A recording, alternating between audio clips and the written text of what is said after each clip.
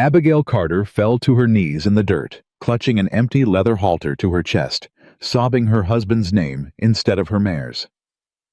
She hadn't slept in 3 nights. When she finally found hoofprints leading onto Brooks land, she followed them straight into a rifle barrel and straight into the biggest misunderstanding of her life.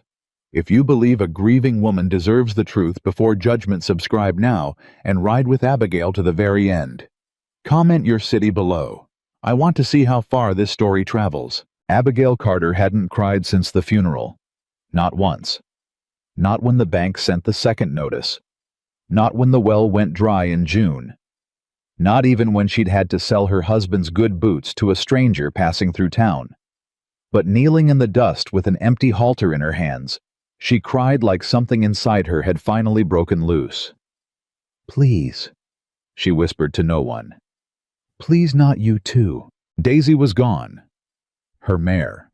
Her last horse, the only animal strong enough to work the fields, and without her, the summer harvest would rot, same as everything else in Abigail's life had rotted these past 2 years. She wiped her face with the back of her wrist and stood. Standing was the only thing she knew how to do anymore. Standing up after Thomas died. Standing up after the drought came. Standing up now with dirt on her knees and her heart cracked clean in half. She had tracked Daisy's hoofprints since sunup, following them past the dead cornfield, past the split-rail fence her husband built with his own 2 hands the summer before he passed, past the creek bed that hadn't seen water in a month. The tracks kept going, straight on to land she had no business being on. Brooks Land. Everybody in the county knew that name. Mason Brooks ran the largest horse ranch for 50 miles, and everybody knew you didn't set foot on Brooks Land without an invitation. Abigail didn't have an invitation. She had a rope halter, a canteen half empty, and a stubbornness that had gotten her through worse than trespassing. She kept walking. The land opened into a shallow valley green in patches where a spring must have been feeding the grass, and there finally she saw her. Daisy standing calm as Sunday morning beside a stand of cottonwoods. She wasn't alone. 3 horses stood around her. Big animals, muscled and glossy, the kind of horseflesh that took real money and real care to raise. Each one wore a brand on its left flank that Abigail didn't recognize but understood well enough. Somebody's prize stock, somebody important's prize stock.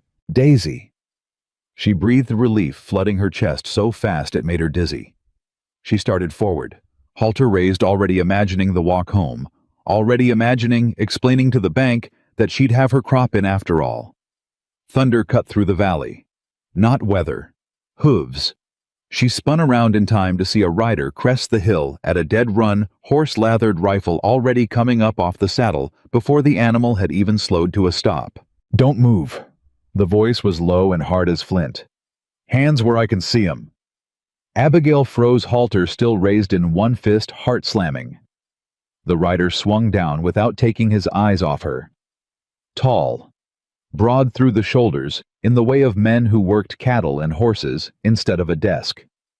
His hat sat low, shadowing eyes that studied her like she was a rattlesnake he hadn't decided how to handle yet. "I asked you not to move, ma'am." "I'm not moving," Abigail said, though her voice shook. That's my mare. Right there. The bay." "That's my horses standing next to your mare." He stepped closer, rifle still level. 3 of 'em. Missing since Tuesday.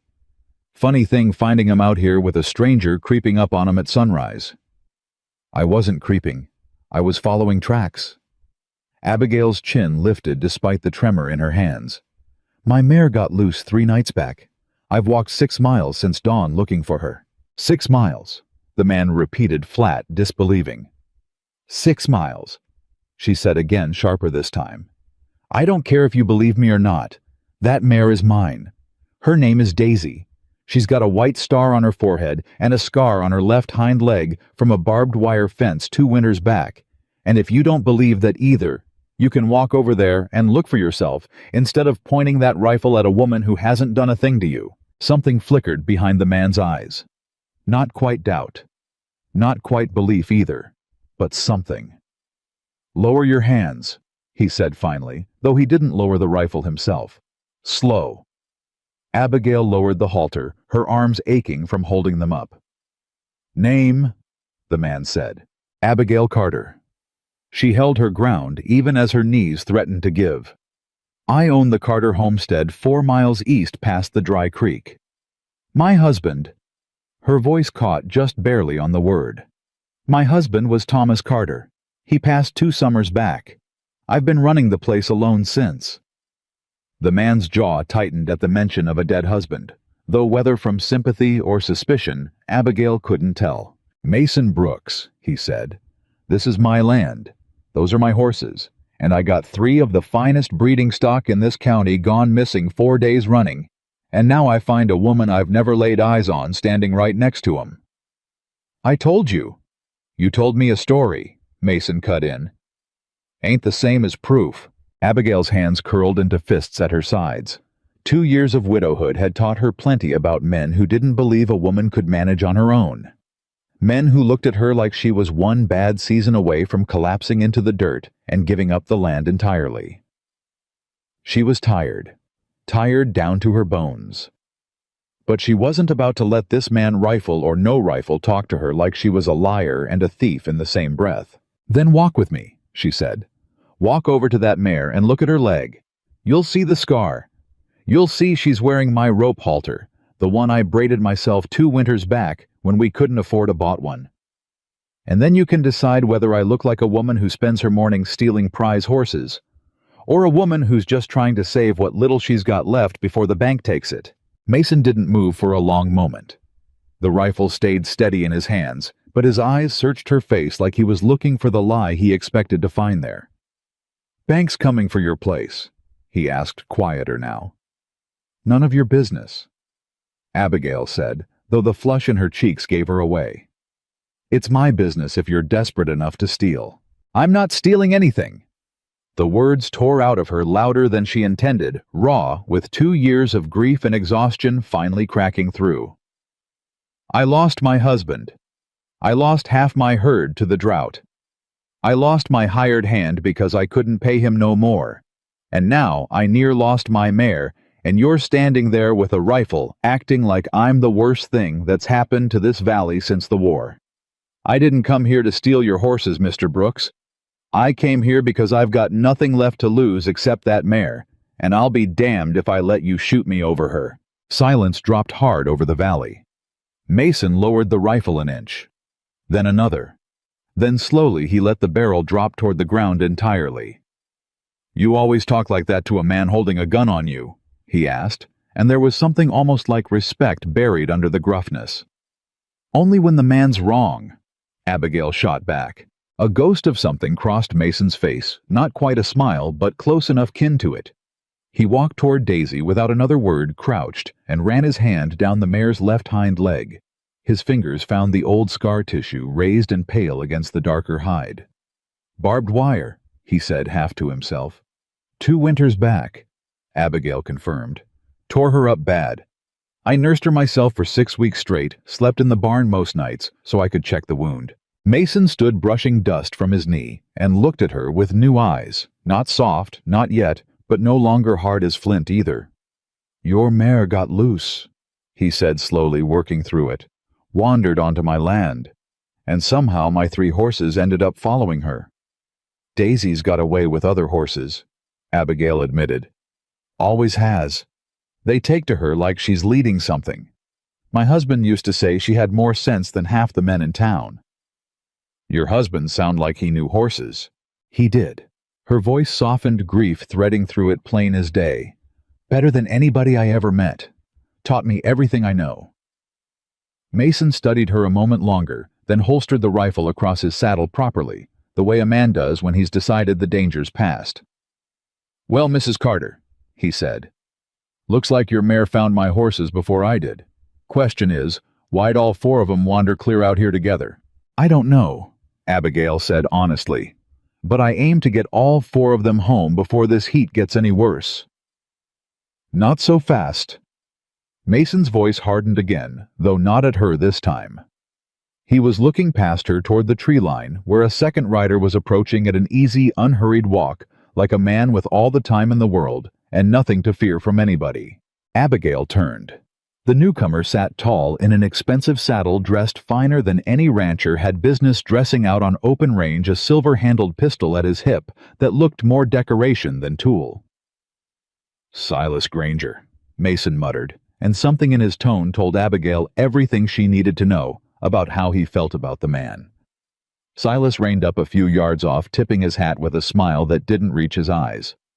"Mason. And who's this? Don't believe I've had the pleasure." "Abigail Carter," Mason said before she could speak for herself. "Her mare wandered onto my land. My horses followed." "Carter." Silas's smile sharpened at the name, something calculating flickering behind his eyes. "You'd be the widow out past the dry creek, the homestead with all that fine bottomland." "That's right," Abigail said carefully, not liking the way he said fine bottomland, like it was something he already owned. "Shame about your husband," Silas said, though there wasn't a shred of real sympathy in it. "Shame about the drought, too. Must be hard holding on to a place like that all alone, a woman in your position." He let the words hang, deliberate needling. "Bank's been talking, you know. Word travels." "Word travels too much in this county," Mason said flatly, stepping half a pace forward, putting himself just slightly between Abigail and Silas, without seeming to make a thing of it. Silas's smile didn't waver, but something behind his eyes went cold and calculating. "Just making conversation, Mason. No harm in a friendly word to a neighbor." He turned his attention back to Abigail, and his gaze crawled over her land-worn hands, her sun-browned face, the desperation she couldn't quite hide, no matter how straight she held her spine. "You let me know if that place gets to be too much for you, Mrs. Carter. I'd be happy to take it off your hands. Fair price. Save you the trouble of the bank taking it for nothing." "My land isn't for sale," Abigail said, each word cut clean and cold. "Not yet," Silas said pleasantly, and the pleasantness was worse than any threat could have been. He tipped his hat again to both of them this time, and turned his horse without waiting for a reply, riding off at that same unhurried pace, like a man who already knew how the story ended. Abigail watched him go, a chill settling over her despite the summer heat. "Don't mind him," Mason said, though his own jaw was tight as a drawn bowstring. "Silas Granger's been sniffing around every piece of struggling land in this county for 2 years now, buys it cheap off desperate folks, then turns around and doubles his spread. He looked at my land like he already owned it," Abigail said quietly. "He looks at everything that way." Mason's eyes lingered on the direction Silas had ridden, something dark and unspoken passing behind them. "Man like that don't take no for an answer easy." "Well, he's going to have to." Abigail squared her shoulders, though her heart still hammered from the exchange. "That land is all I've got left of my husband. I'm not handing it to a man like that for any price." Mason looked at her, then really looked the way he hadn't since he'd first come charging over that hill with a rifle raised. There was something new in his expression. Not suspicion anymore. Something closer to understanding. "Your mare's earned her supper today," he said finally, nodding toward Daisy. "Bringing my horses home safe. I'll help you walk all 4 of 'em back to your place. Least I can do, seeing as I nearly put a bullet through an innocent woman over a misunderstanding. You don't have to do that. I know I don't." Mason swung up onto his horse, gathering the lead rope for his own animals with easy, practiced hands. "Doing it anyway."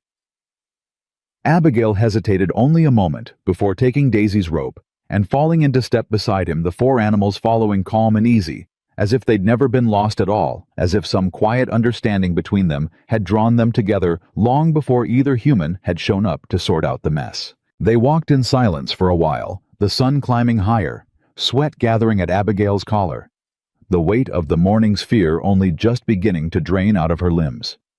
"You always that quick with a rifle?" she asked, finally, half accusing, half curious. "Only when I think somebody's stealing from me." Mason glanced sideways at her. "Don't reckon I'll make that mistake again anytime soon. See that you don't." But there was less heat in it now than there had been an hour ago, and something almost like the beginning of a truce settled between them as they walked on 4 animals and 2 strangers toward a homestead that both of them, though neither said it aloud, understood was about to become a great deal more important to a great many people than either of them yet realized. Behind them, unseen, Silas Granger sat his horse atop a distant rise, watching the four of them walk together across the valley floor, his expression unreadable, his mind already turning over calculations that had nothing to do with horses at all. The walk back to Abigail's homestead took the better part of an hour, and by the time the four animals were settled into her modest corral, the sun sat high and merciless overhead. Mason lingered by the fence post longer than a man returning stolen livestock had any reason to linger, watching Daisy nose against the flank of one of his geldings like they were old friends catching up after a long absence. "That one there," he said, nodding toward the injured stallion favoring its front leg. "He's been favoring that leg since before he ever went missing. Vet from town wanted $40 just to look at him." "$40?" Abigail repeated, and something in her voice carried more than surprise. It carried the particular disgust of a woman who had spent 2 years watching every dollar leave her hands faster than it arrived. "For looking, not even for fixing." "For looking," Mason confirmed. Abigail walked to the fence rail and studied the stallion. A long moment, arms folded, head tilted in the way of someone reading something most people couldn't see. "That's not lame from an old injury," she said finally. "That's swelling. Fresh. He's been favoring it maybe 3-4 days." Mason's brow furrowed. "How can you tell that from over here?" "Because a man who's had a bad leg for years learns to walk different permanent. This one's still trying to walk normal and flinching when he forgets not to." She climbed through the fence rails before Mason could stop her. "Ma'am, that's a 2,000-pound animal that doesn't know you. He'll know me in about 2 minutes." Abigail approached the stallion, slow hand out, murmuring something too low for Mason to catch. The horse's ears flicked back, then forward, then back again, uncertain. She didn't rush him. She stood there in the baking heat, with her hand extended, and her voice low and steady, until the animal finally lowered his great head and let her fingers brush his nose. Mason watched with his jaw slightly unhinged. "Bring me a bucket of cool water," Abigail said without turning around. "And if you've got any comfrey growing near that creek bed of yours, or plantain weed, bring a fistful of that too." Comfrey. It's a plant, Mr. Brooks, not a curse word. "I know what comfrey is." Though the tightness in his voice suggested he did not in fact know what comfrey looked like and was buying himself time while he figured out how to admit it. "It grows low, broad leaves, kind of fuzzy to the touch. Purple flowers this time of year." Abigail ran her hand down the stallion's leg, and he startled, then settled again under her steady palm. "There, right there. You feel that heat?" Mason came closer, cautious, and pressed 2 fingers where she indicated. The horse flinched but didn't pull away. "It's hot," he admitted. "Abscess, most likely. Something worked its way into the hoof or a stone bruise gone bad. Nothing $40 needed to tell you." Abigail straightened, wiping her palms on her skirt. "You get me that comfrey and some clean rags, I'll draw it out myself. Won't cost you a dime." Mason stared at her for a long moment, and something shifted behind his eyes. Not quite disbelief anymore, but something closer to a grudging, unwilling respect. He wasn't sure what to do with. "Where'd a rancher's wife learn horse doctoring?" he asked. "The same place every rancher's wife learns everything." Abigail's voice went flat and tired. "Necessity. Thomas taught me some. God rest him, and the rest I taught myself, because there wasn't money for a vet, and there wasn't a husband left to ask." She looked up at him, daring him to say something pitying. He didn't. "Comfrey, Mr. Brooks, before that swelling gets worse." Mason went. By the time he returned with an armful of weeds, he wasn't entirely sure he'd identified correctly. Abigail already had the stallion's leg wrapped in cool, wet cloth, and the animal stood calmer than Mason had seen him in 4 days of searching. "That's comfrey." Abigail eyed the plant skeptically. "I think so." "You think so?" "I've spent my whole life around horses, Mrs. Carter-Not Gardens." Something almost like a laugh escaped her before she caught it and swallowed it back down, like laughing wasn't a thing she let herself do easily anymore.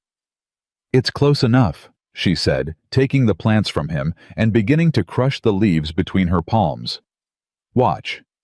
You'll want to know this if it happens again." "Why would I want to know it?" "Because you've got 100 horses and one widow 4 miles east who apparently knows more about doctoring them than your fancy vet does." She pressed the crushed leaves against the swollen tendon and wrapped fresh cloth over it quick and practiced. "Might as well learn something useful instead of paying $40 to be told what you already know." Mason crouched beside her, watching her hands work. "You always talk to men like you're doing them a favor, just by not telling them how wrong they are." "Only the ones who deserve it." "And I deserve it." "You pointed a rifle at me 3 hours ago, Mr. Brooks." Abigail tied off the wrap and stood brushing dust from her knees. "I figure you've got some deserving to do." For the first time since the whole ordeal began, something that might have been the ghost of a real smile tugged at the corner of Mason's mouth. It vanished as quick as it came, buried under whatever hard-guarded thing he kept himself wrapped in, but Abigail saw it. And something in her chest. Something that had been frozen solid for 2 years, cracked just slightly, just enough to let a sliver of warmth through. She didn't trust it. She'd trusted warmth before, and warmth had a way of turning into loss. "I should get back to my chores," she said, abruptly stepping away. "Bank don't care if I spent my morning nursing your horses. Crop still needs tending." Mason stood too, brushing off his own knees. "About that." "About what?" "The bank." He said it careful, like a man testing ice before he put his full weight on it. "Silas mentioned. Silas Granger doesn't know a thing about my business." The words came sharp and fast, a door slamming shut. "No," Mason agreed. "But I imagine the whole county's going to know soon enough way news travels around here." Abigail's hands curled at her sides. "What exactly is it you're offering Mr. Brooks' charity? Because I don't take charity. I've had that offer from half the church women in town, and I told every one of them the same thing I'm about to tell you." "I wasn't offering charity." "Then what were you offering?" Mason considered his words a long moment, the way a careful man does before he says something he can't take back. "I was offering a trade, your horse doctoring for my fence mending. You clearly know things about animals I don't. And I've got 2 hired hands and enough lumber sitting unused in my barn to fix every broken rail on this place twice over." He nodded toward the sagging section of fence along her east pasture, the one that had been held together with baling wire since Thomas passed. "That ain't charity. That's a man paying a fair debt for services rendered." Abigail studied him, searching his face for the lie. The pity, the condescension she'd learned to expect from men who thought a widow needed rescuing. She didn't find it. What she found instead was something steadier, more honest, and it unsettled her more than pity would have. "I don't need rescuing," she said, quiet but firm. "Didn't say you did." Mason met her eyes without flinching. "Said you fixed my horse for free, and I aim to return the favor before my conscience eats me alive. That's all this is." She wanted to refuse. Every instinct built up over 2 years of fierce, lonely pride told her to refuse to send him back to his big ranch with his big house and his 100 horses and manage this alone the way she'd managed everything alone since the funeral. But the fence really was falling down. And the harvest really was coming. And pride she had learned the hard way didn't put food on a table or a roof over a barn. "Fair trade," she said finally, testing the words like they might bite her. "Not charity." "Fair trade," Mason agreed. He came back 3 days later with 2 hired hands, a wagon full of lumber, and an expression that dared her to argue about any of it. Abigail met them at the gate with her arms crossed and her chin set stubborn. "I said fence mending, Mr. Brooks, not a whole crew." "Fence mending takes more than 1 pair of hands if you want it done right and done fast." Mason swung down from his horse, not waiting for permission. "Unless you'd rather it take 3 weeks instead of 1 day. I'd rather you asked before showing up with half your ranch." "I did ask. You said yes." "I said yes to you fixing a fence, not an army." Mason tipped his hat back, studying her with something that might have been amusement if his face allowed for such things easily.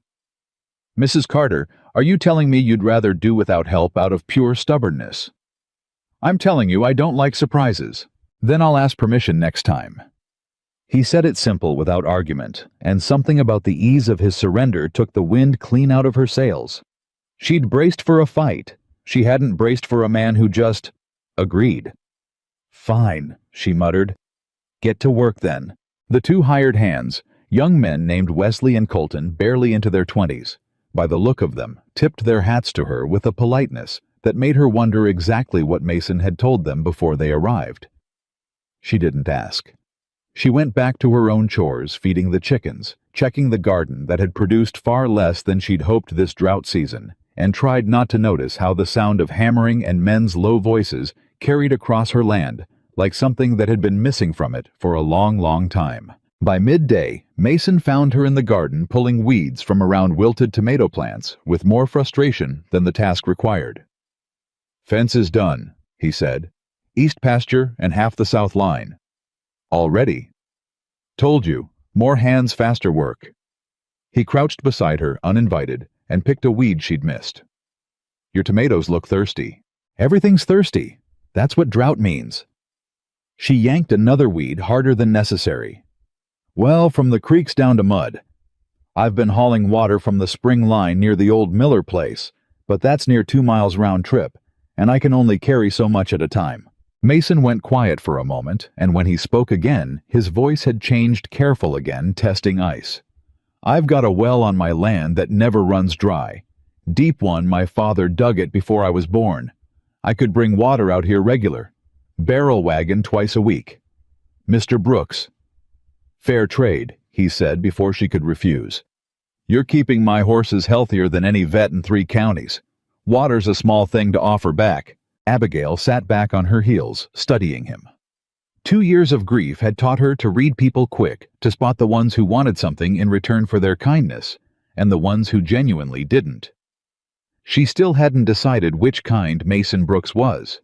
Maybe he hadn't decided either. "Why are you doing this?" she asked, direct as a bullet. Mason didn't answer right away. He looked out over her struggling garden, her sagging barn roof, the general exhausted state of a homestead, trying to survive on nothing but one woman's stubbornness and grief. "Because nobody helped me," he said, finally quiet. "When my own troubles came, nobody offered a hand. I remember what that felt like. Don't much care to watch somebody else go through it if I can do something about it." Something in his voice carried old pain buried deep, and guarded the kind of pain a man doesn't share easy. Abigail wanted to ask. She didn't. Not yet. Some wounds needed time before a stranger could ask about them.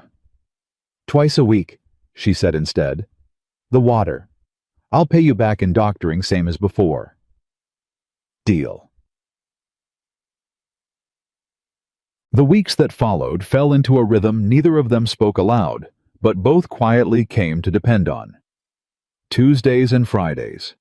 Mason's wagon rolled up her drive, loaded with water barrels, and more often than not, he stayed to help with whatever task needed doing, mending the barn roof, repairing a broken plow handle, hauling feed.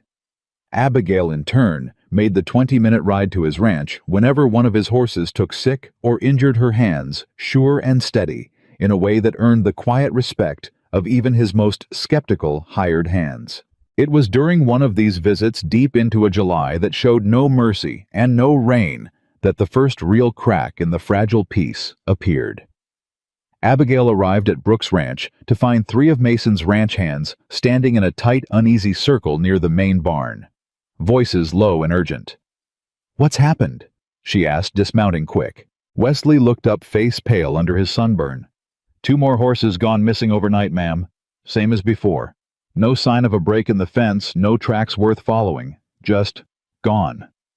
"That's 5 now," Colton added. 5 horses in 2 weeks.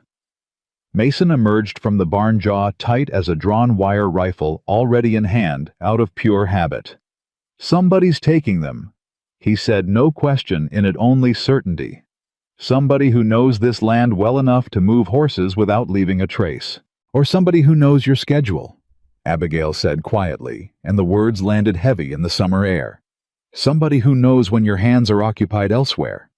Mason's eyes met hers, and she saw the same suspicion forming behind them that had already taken root in her own mind. "Silas," he said, "you've got no proof of that.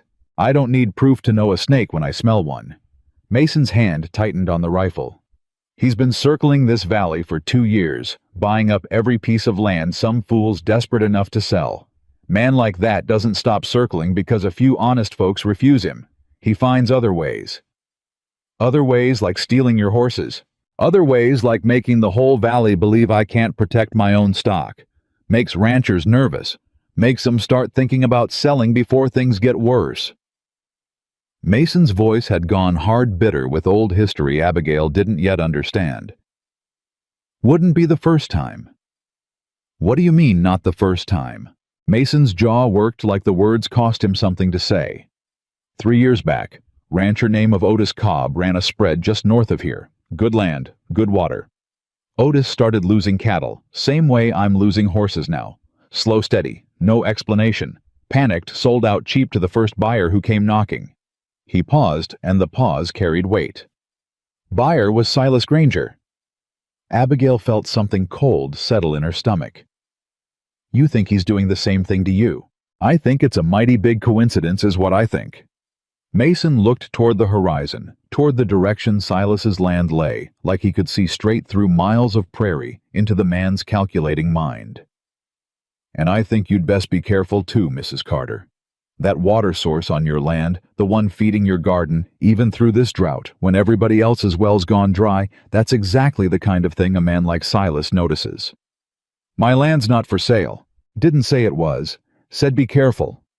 Mason's eyes held hers serious protective in a way that made her chest tighten with something she didn't have a name for yet. Man like Silas doesn't always ask twice before he takes what he wants. The warning proved prophetic sooner than either of them expected. Abigail returned home that evening to find a folded piece of paper tucked into her front door. Expensive stationery. Elegant handwriting that belonged to a man who'd never once worked with his own hands. "Mrs. Carter, I hope this letter finds you well. I could not help but notice during our brief meeting the fine condition of your property, despite the difficulties of this drought season. It occurs to me that a woman in your position alone, without the support of a husband facing certain financial pressures, I need not name aloud, might find great relief in an offer of fair purchase. I am prepared to offer you $2,000 for your homestead, more than double what any bank appraisal would suggest, and enough to secure a comfortable life for yourself elsewhere, free of the burdens of ranch work that clearly exceed what one woman alone should bear. Consider it, Mrs. Carter. I would hate to see hardship force your hand toward a lesser offer when I stand ready with a generous one. Your neighbor, Silas Granger." Abigail read the letter twice, her hands trembling with a fury that burned away every trace of exhaustion the day's work had left in her. She read it a third time, slower, catching the threat buried beneath the honeyed words. "Before hardship forces your hand, not an offer. A warning dressed up as generosity."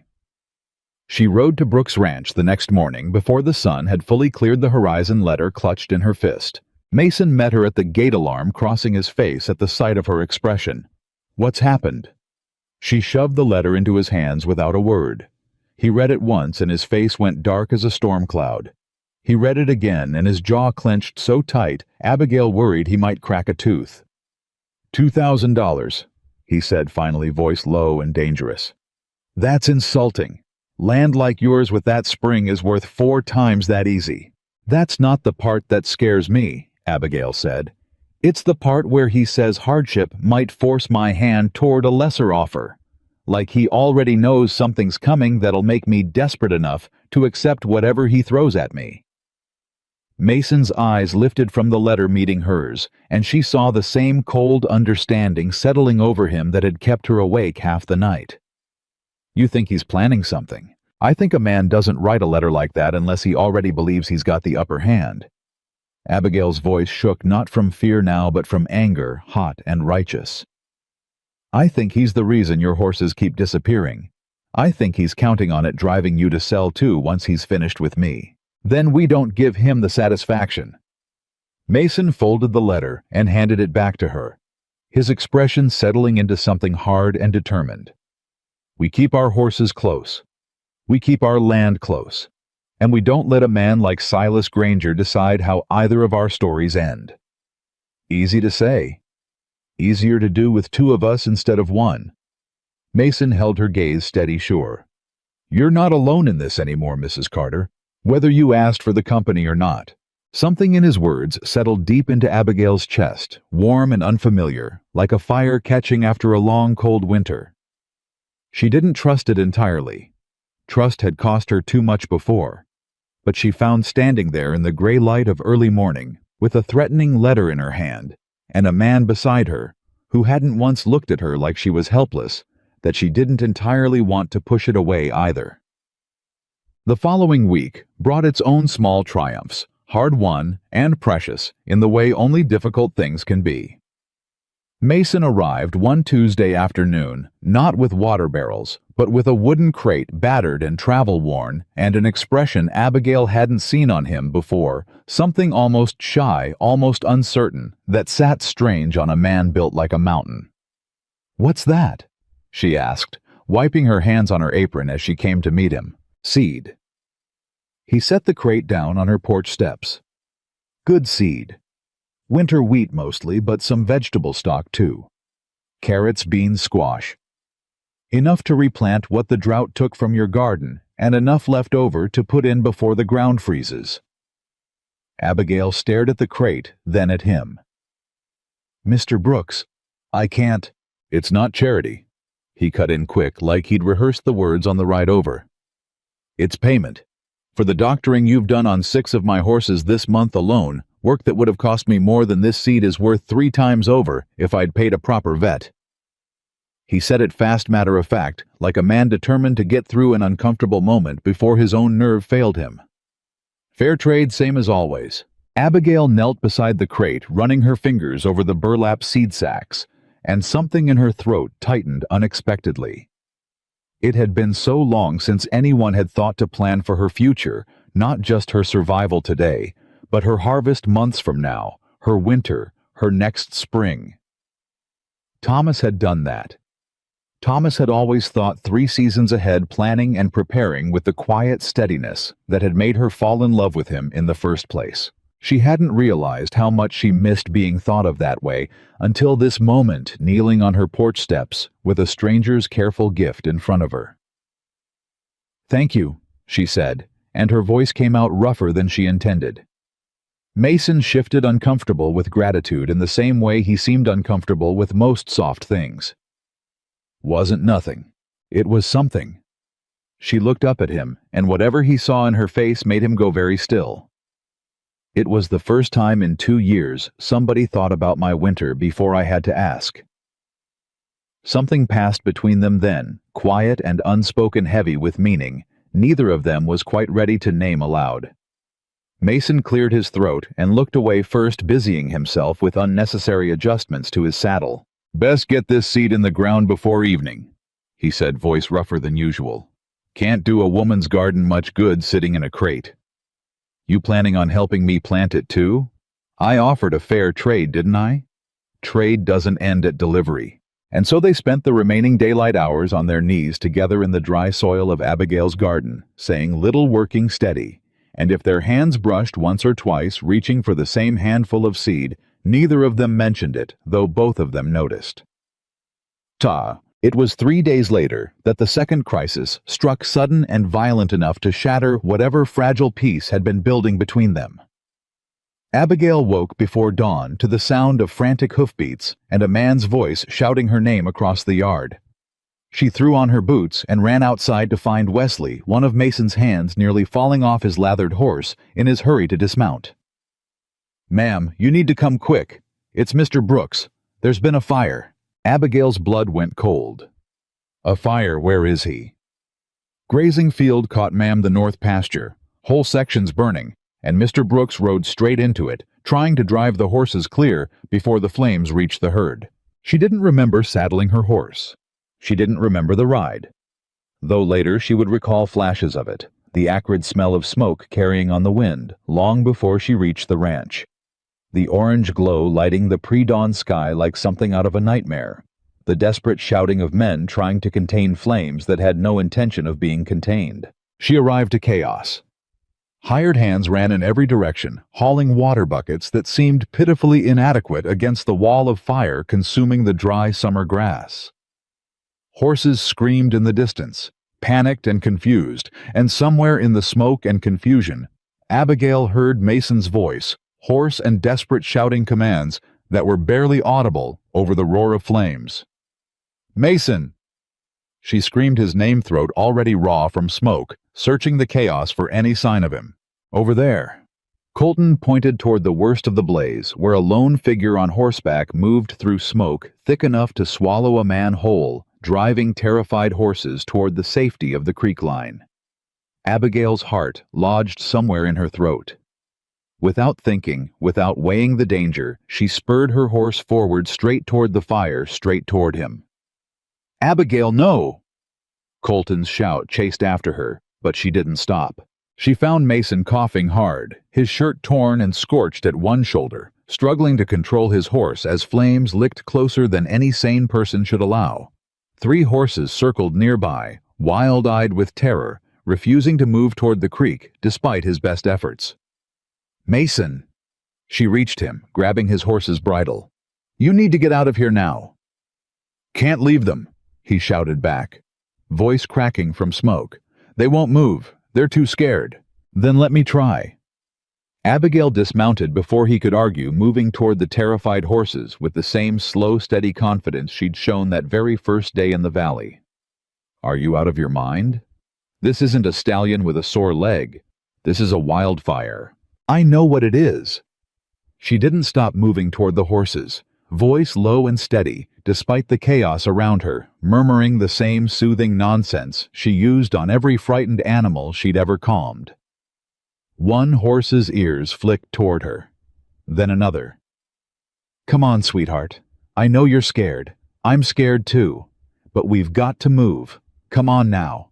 Mason watched, coughing, torn between the instinct to drag her bodily away from danger and the dawning recognition that she was actually working, that the horses were actually responding to her voice in ways they hadn't to his shouting.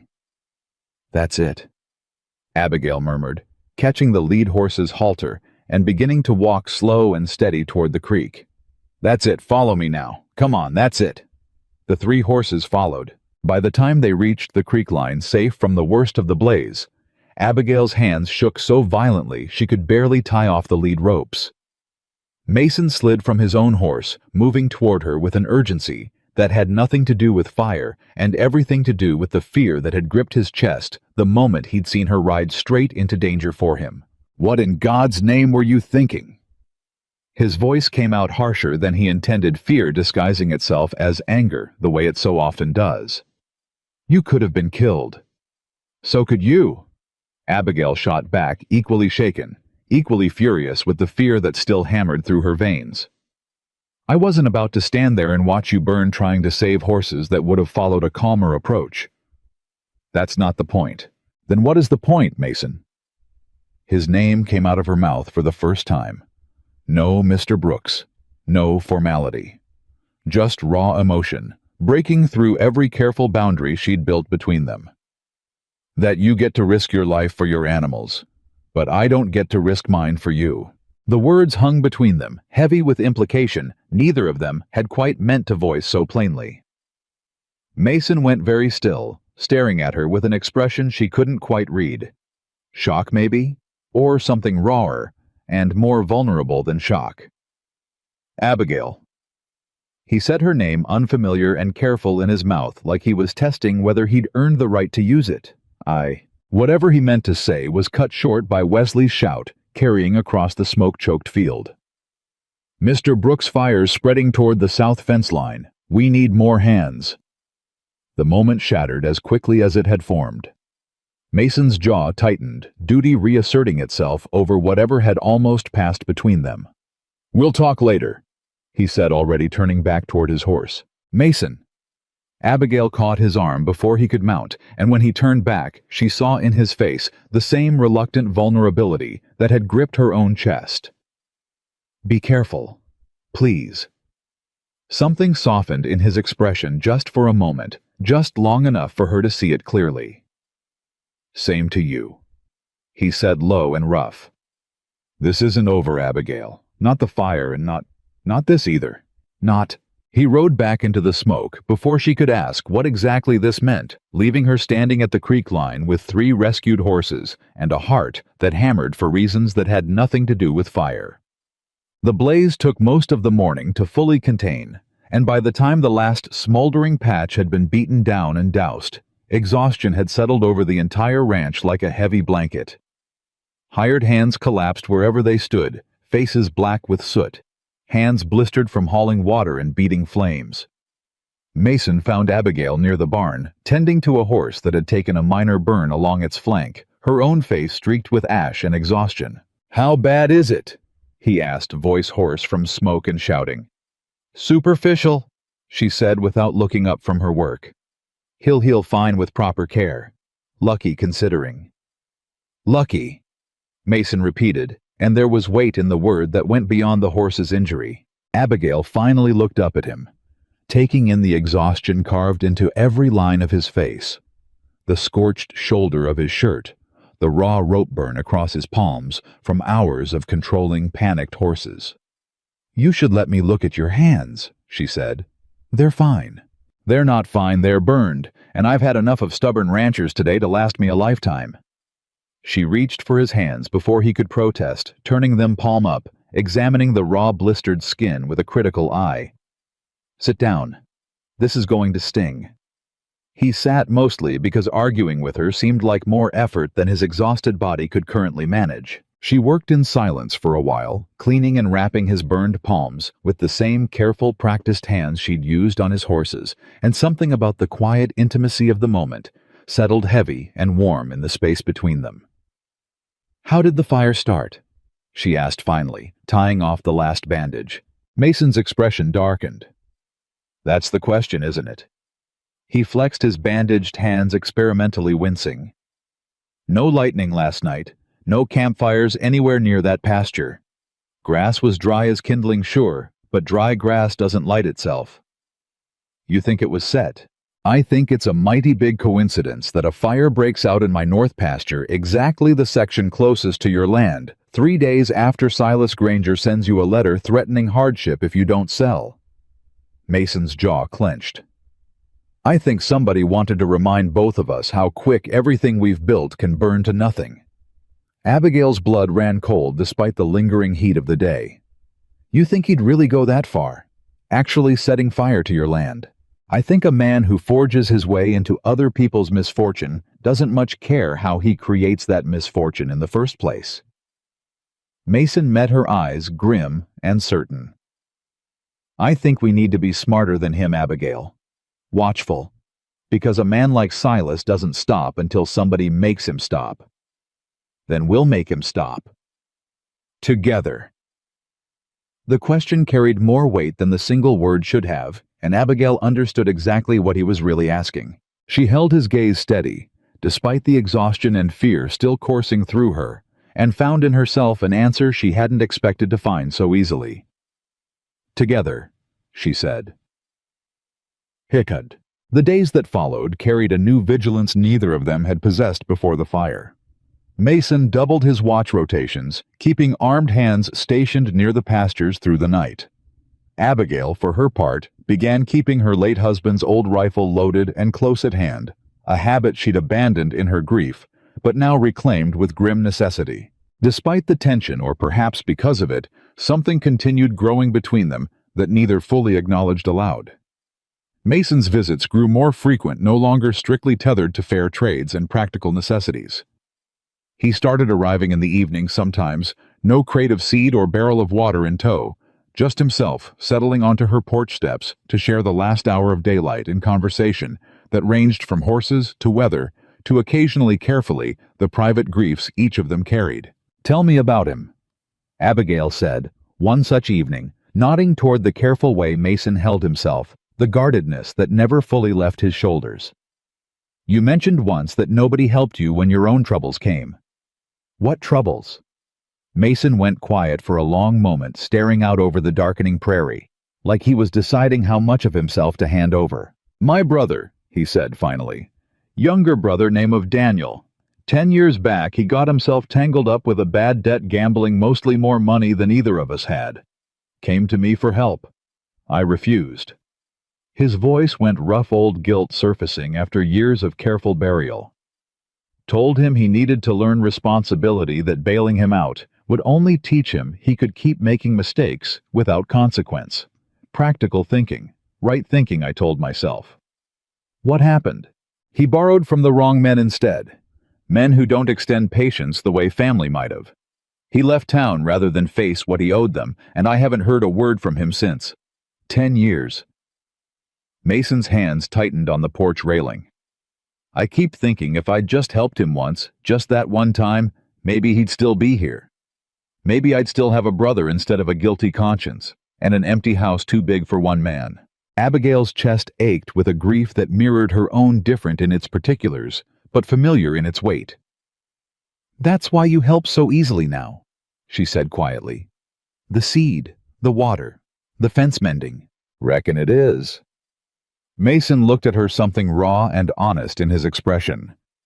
Told myself a long time ago I wouldn't let pride, mine or anybody else's, cost somebody everything again. Watching you struggle alone on this place, refusing help out of stubborn pride, it reminded me too much of myself refusing to bend for Daniel's sake. I'm not your brother Mason. No, he agreed, voice softening further. You're not. You're something else entirely, and I haven't quite worked out what to do about that yet. The confession hung between them, honest and vulnerable, in a way neither of them had allowed themselves to be in a very long time. Abigail felt her own carefully guarded walls trembling, threatening to crack wide open under the weight of his sincerity. Thomas used to sit right here, she said instead, deflecting with the ease of long practice, though her voice carried none of its usual defensive edge. Every evening, no matter how tired he was from the fields, said the sunset over the West Ridge was worth watching even after a bad day. Sounds like a wise man. He was. Better than I deserved, probably. Grief thickened her voice, old and familiar. I still expect to see him out there sometimes, walking up from the barn hat, pushed back the way he always wore it. 2 years and some mornings I still forget he's gone before I remember all over again. Mason didn't offer empty comfort, didn't tell her time would heal what clearly still bled raw beneath the surface. He simply sat beside her in the gathering dusk, present and steady, offering the quiet solidarity of someone who understood loss without needing to diminish it with hollow reassurance. He'd be proud of you, Mason said instead after a long moment. Way you've held this place together. Way you handle yourself, animals, hardship, all of it. Man would have to be blind not to see that. Something in Abigail's chest cracked wide open at the simple sincerity of the words, tears springing unbidden to eyes that had cried more in the past month than they had in the 2 years prior combined. She didn't bother hiding them this time. Thank you, she whispered. Mason reached over, tentative, and covered her hand with his own, careful and warm, despite the rough calluses and healing burns. Neither of them pulled away.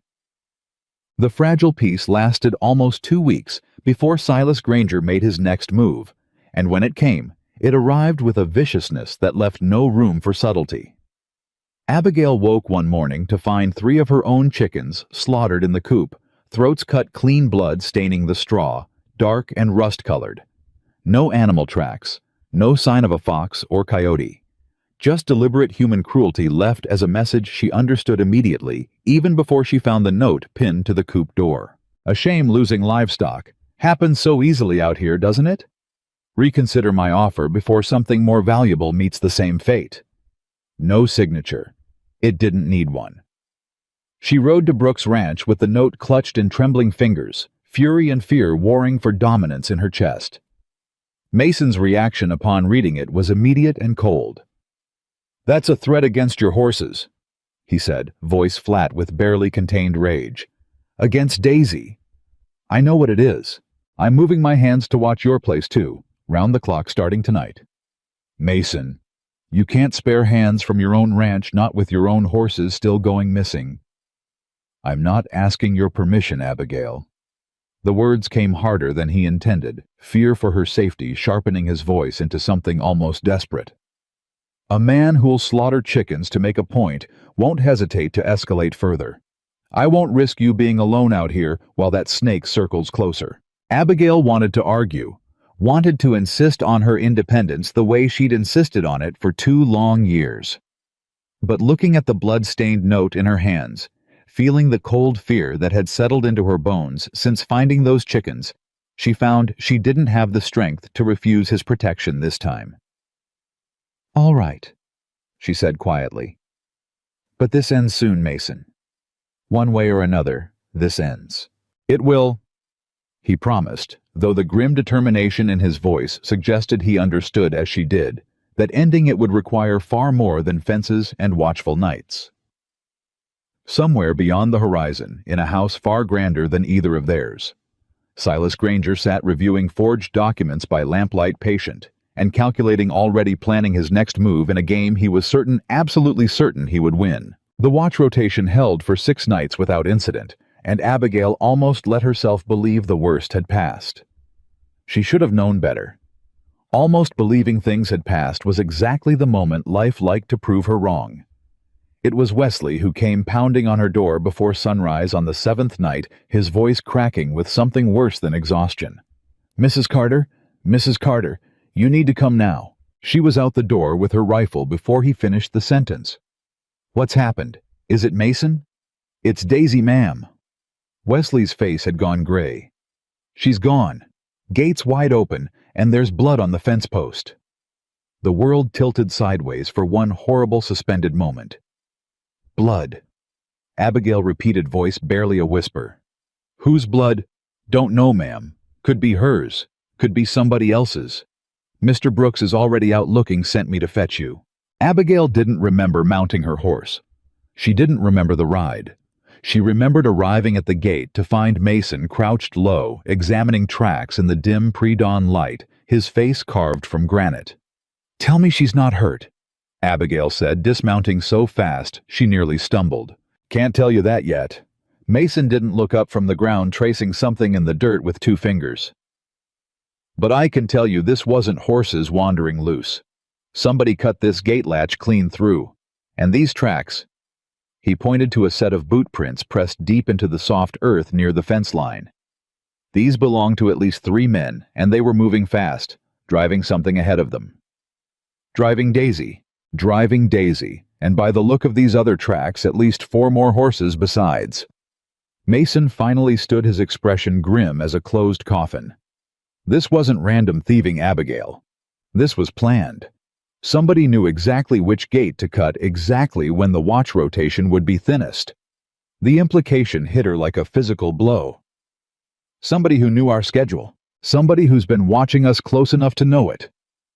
Mason's jaw worked fury, barely restrained beneath his controlled exterior. "Silas, you still don't have proof." "I don't need proof to follow tracks." Mason was already moving toward his horse. "Blood's dried already, not fresh, which means whatever happened here happened hours ago, not minutes. Tracks lead northeast toward the ridge line. Toward Silas's land. Toward the mountains beyond it, more like. Man's not fool enough to hide stolen horses on his own property." Mason swung up into his saddle, every line of his body coiled with barely leashed intent. "I'm going after them." "Then I'm coming with you." "Abigail, this could be dangerous." "That's my horse out there, Mason." The words tore out of her raw and desperate, 2 years of careful composure cracking wide open. "That's Daisy. She's the only thing I've got left that Thomas gave me with his own 2 hands, and I am not sitting here waiting to find out if she's alive or dead while you ride off without me." Mason searched her face for a long moment, seeing something in her fierce desperation that made further argument feel not just futile, but cruel. "All right," he said finally. "But you stay close, and you do exactly as I say if things go wrong. Promise me that much." "I promise." They rode hard through the gray morning light, following tracks that grew fainter, as the terrain shifted from soft farmland to harder, rockier ground, climbing toward the distant ridgeline. Wesley and Colton followed close behind, rifles ready, faces set with the particular grimness of men who understood they might be riding into real danger. The tracks led them deep into unfamiliar territory, narrow canyon trails winding between rock formations that Abigail had never once had reason to explore in her 2 years on the Carter homestead. By mid-morning, the sun climbing hot and merciless overhead, they emerged into a hidden box canyon that none of them save perhaps Mason, with his lifetime of ranch knowledge, had known existed. And there, contained within makeshift fencing that had clearly been constructed with deliberate secrecy, stood nearly 20 horses. Abigail's breath caught. "That's more than just Daisy and your 3. That's every horse that's gone missing from this valley in the past month," Mason said, voice tight with fury. "Mine. Old Cobb's before he sold out. Probably half a dozen others we haven't even heard reported yet." Movement near the makeshift corral caught their attention. 2 men, rough-looking, armed, clearly standing guard over the stolen herd. Mason raised a hand, signaling his group to hold back out of sight behind a rock outcropping. "We need the sheriff," he murmured. "This is more than we can handle alone, and I want this done right, with witnesses and proof, not with bullets that might get somebody killed." "The sheriff's 2 hours away," Colton whispered back. "By the time we fetch him, whoever's running this operation could move the whole herd somewhere else." "Then we watch," Mason decided. "We watch and we wait for confirmation of who's really behind this, and then we ride for the sheriff with proof solid enough that no judge in the territory could dismiss it." They watched for nearly an hour, tension coiling tighter with every passing minute, until finally a third rider appeared, approaching the hidden canyon with the unhurried confidence of a man who believed himself untouchable. Silas Granger. Abigail's hands curled into fists so tight, her nails bit into her palms. Beside her, she felt Mason go rigid, every muscle in his body straining against the urge to charge forward and confront the man directly. "There's your proof," she whispered. "Not enough proof yet," Mason murmured back, though his voice shook with restrained fury.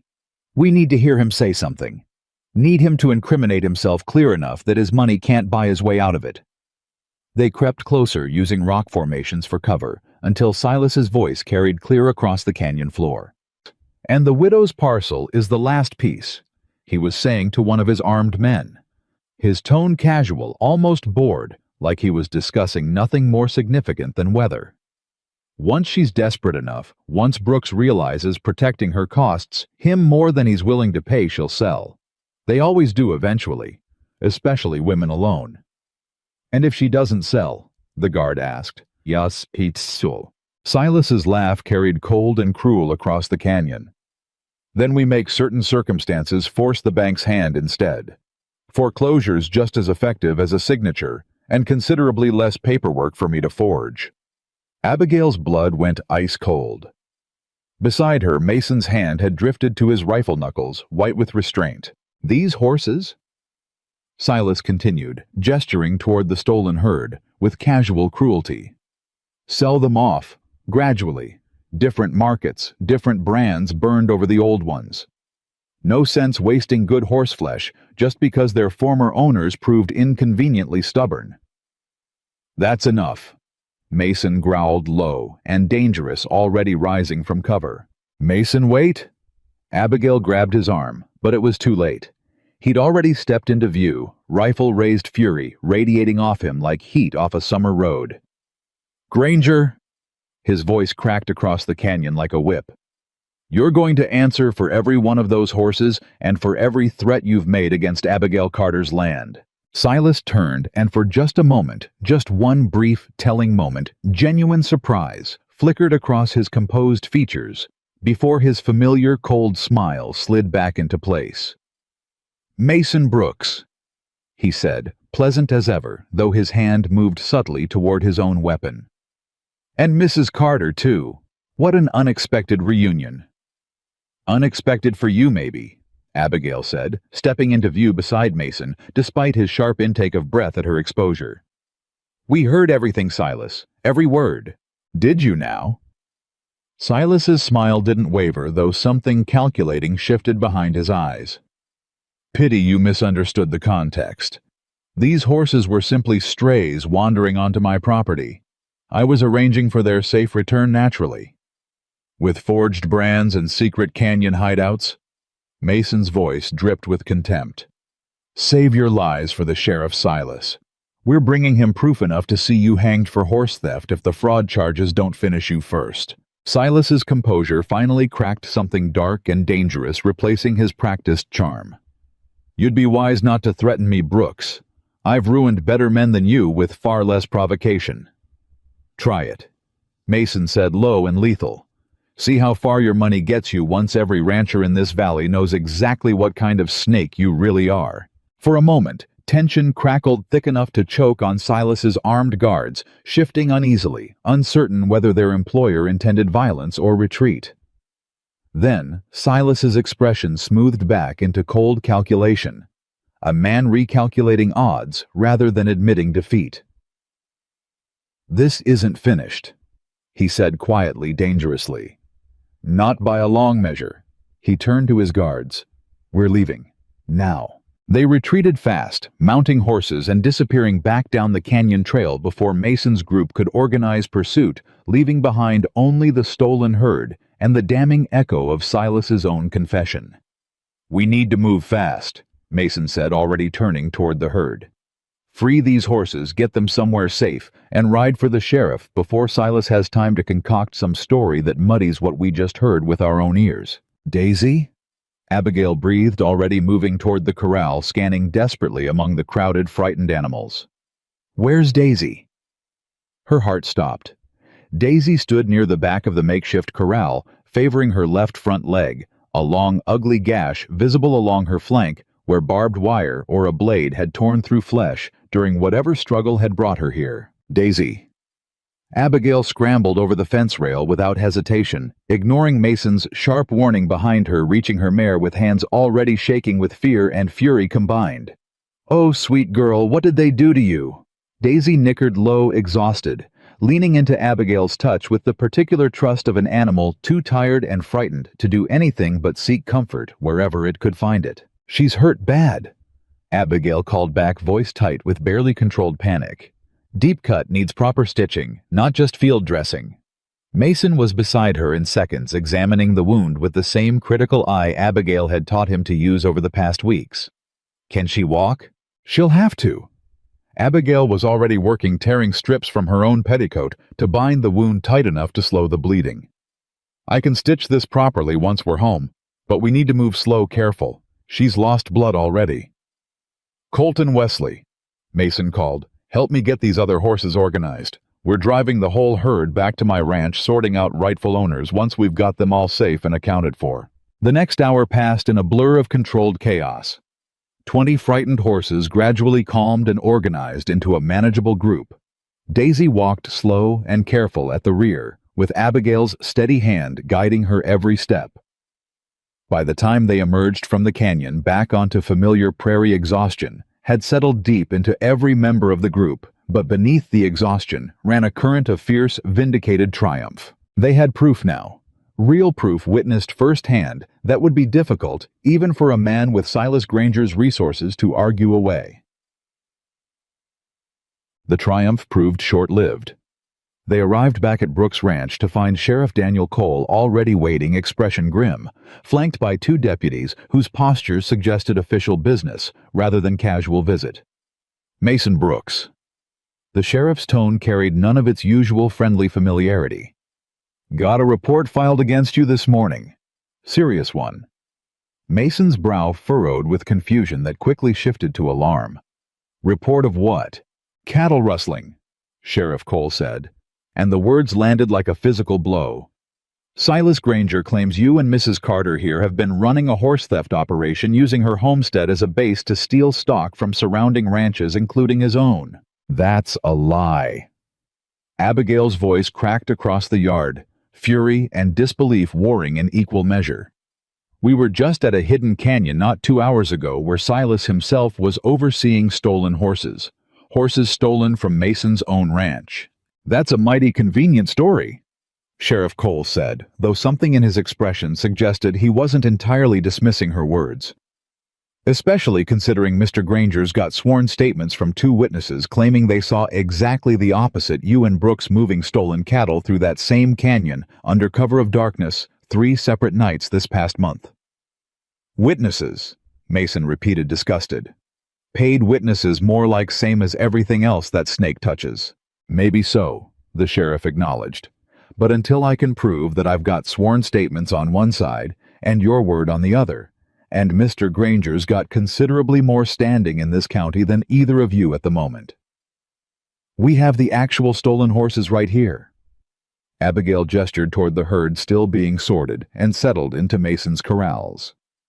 20 of them taken from ranches all across this valley, which you claim you found in Granger's hidden operation, Sheriff Cole said carefully, but which could just as easily be explained as horses you 2 stole yourselves, now conveniently returned once you realized suspicion was closing in. The accusation hit like a slap. Abigail felt the ground shifting beneath her feet, the careful proof they'd gathered twisting into something that could just as easily condemn them as vindicate them. This is insane, Mason said, fury barely restrained. You know me, Daniel. You've known me 15 years. Do I strike you as a man who steals from his own neighbors? Something flickered in the sheriff's expression. Doubt, perhaps, or reluctant sympathy before duty reasserted its grim authority. Doesn't matter what I believe personally, Mason. Matters what I can prove in a court of law, and right now Granger's got paperwork, witnesses, and community standing all lined up against 2 people with considerably less of any of that. So what happens now? Abigail asked, voice tight with dread. Now I've got to take you both in for questioning, Sheriff Cole said, and though his voice carried genuine regret, the words themselves offered no comfort at all. Formal charges pending further investigation. I'm sorry, but that's how this has to go. The ride into town passed in tense, furious silence. Abigail's mind racing through every possible angle of defense, even as despair threatened to swallow her whole. Beside her, Mason's jaw remained locked tight, fury and helpless frustration radiating off him in waves. He planned this, Mason said, finally breaking the silence as they approached the town jail. Whole thing from the moment we caught him at that canyon. Man's not just clever, he's 3 steps ahead of anything we could throw at him. How could he possibly have arranged witnesses that fast? Because he probably arranged them days ago in anticipation of exactly this outcome. Mason's voice carried bitter admiration mixed with fury. Bastard probably knew we'd eventually find that canyon, probably planned this counter-accusation before we ever set foot near it. Then how do we fight it? Mason had no immediate answer, and the absence of one settled heavy and cold between them, as they were led into separate holding cells, the metal door closing behind Abigail, with a finality that felt like the slamming shut of every hope she'd allowed herself to nurture over the past weeks. Alone in the small, dim cell, Abigail sank onto the narrow cot, exhaustion and despair finally overwhelming the fierce determination that had carried her through the morning's ordeal. 2 years of fighting alone to keep her homestead, weeks of carefully building trust and partnership with Mason, and now it all threatened to collapse under the weight of Silas Granger's calculated lies. She thought of Daisy, wounded and frightened back at Brooks Ranch, needing proper care. Abigail couldn't provide from inside a jail cell. She thought of her own homestead, unguarded and vulnerable, while she sat trapped here.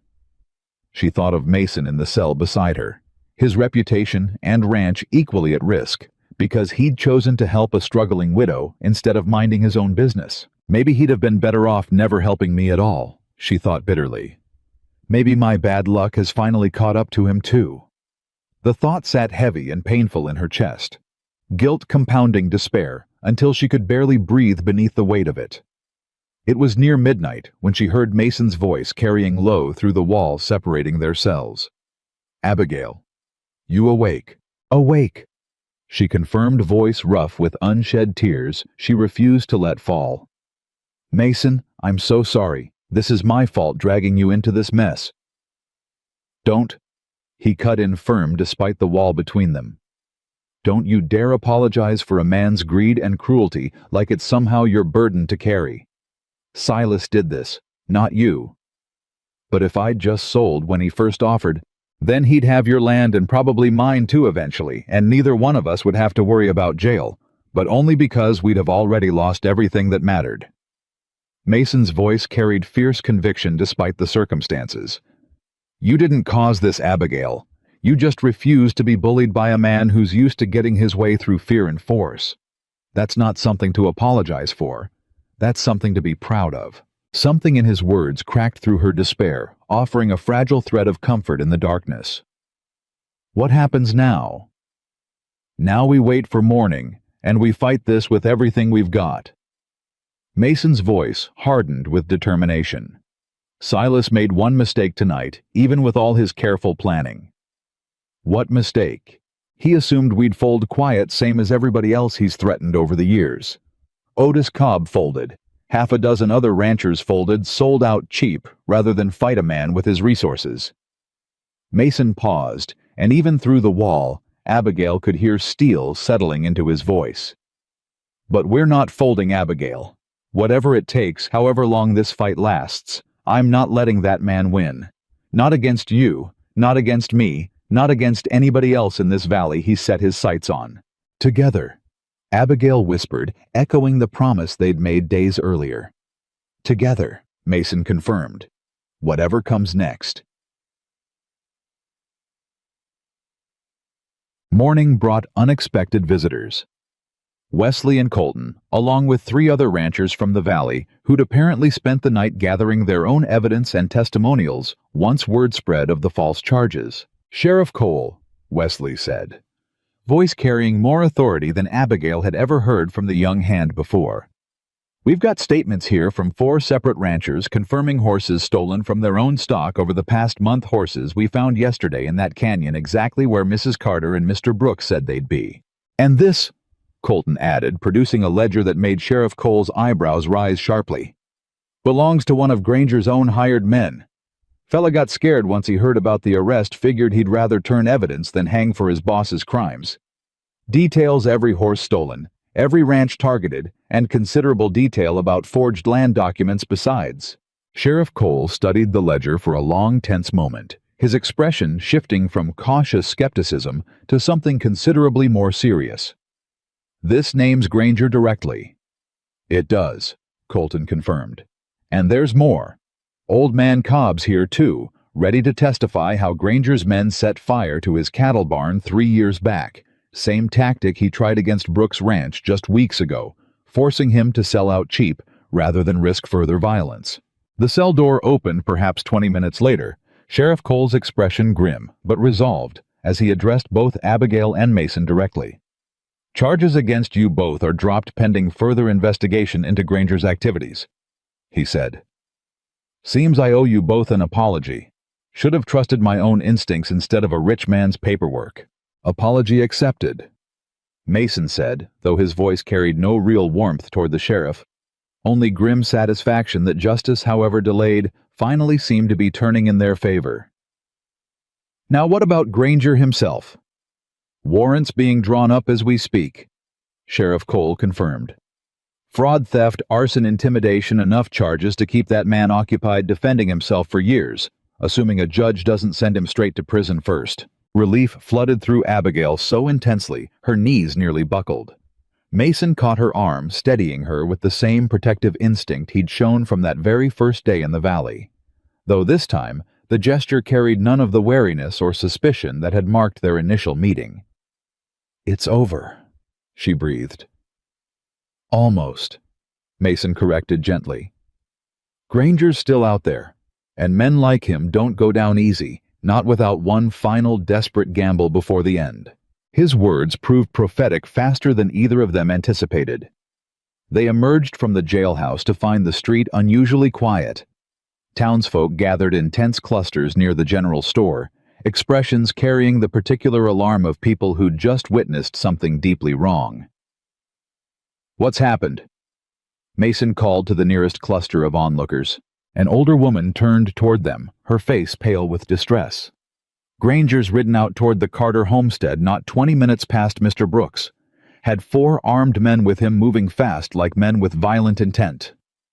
Abigail's blood turned to ice. "My homestead. He's going after my land." More than your land, Mason said grimly, already moving toward his horse with fierce urgency. Desperate man makes desperate choices, and Silas just became the most desperate man in this territory. They rode hard faster than Abigail had ever pushed a horse in her life. Fear for her home and everything Thomas had built, driving her onward with reckless urgency.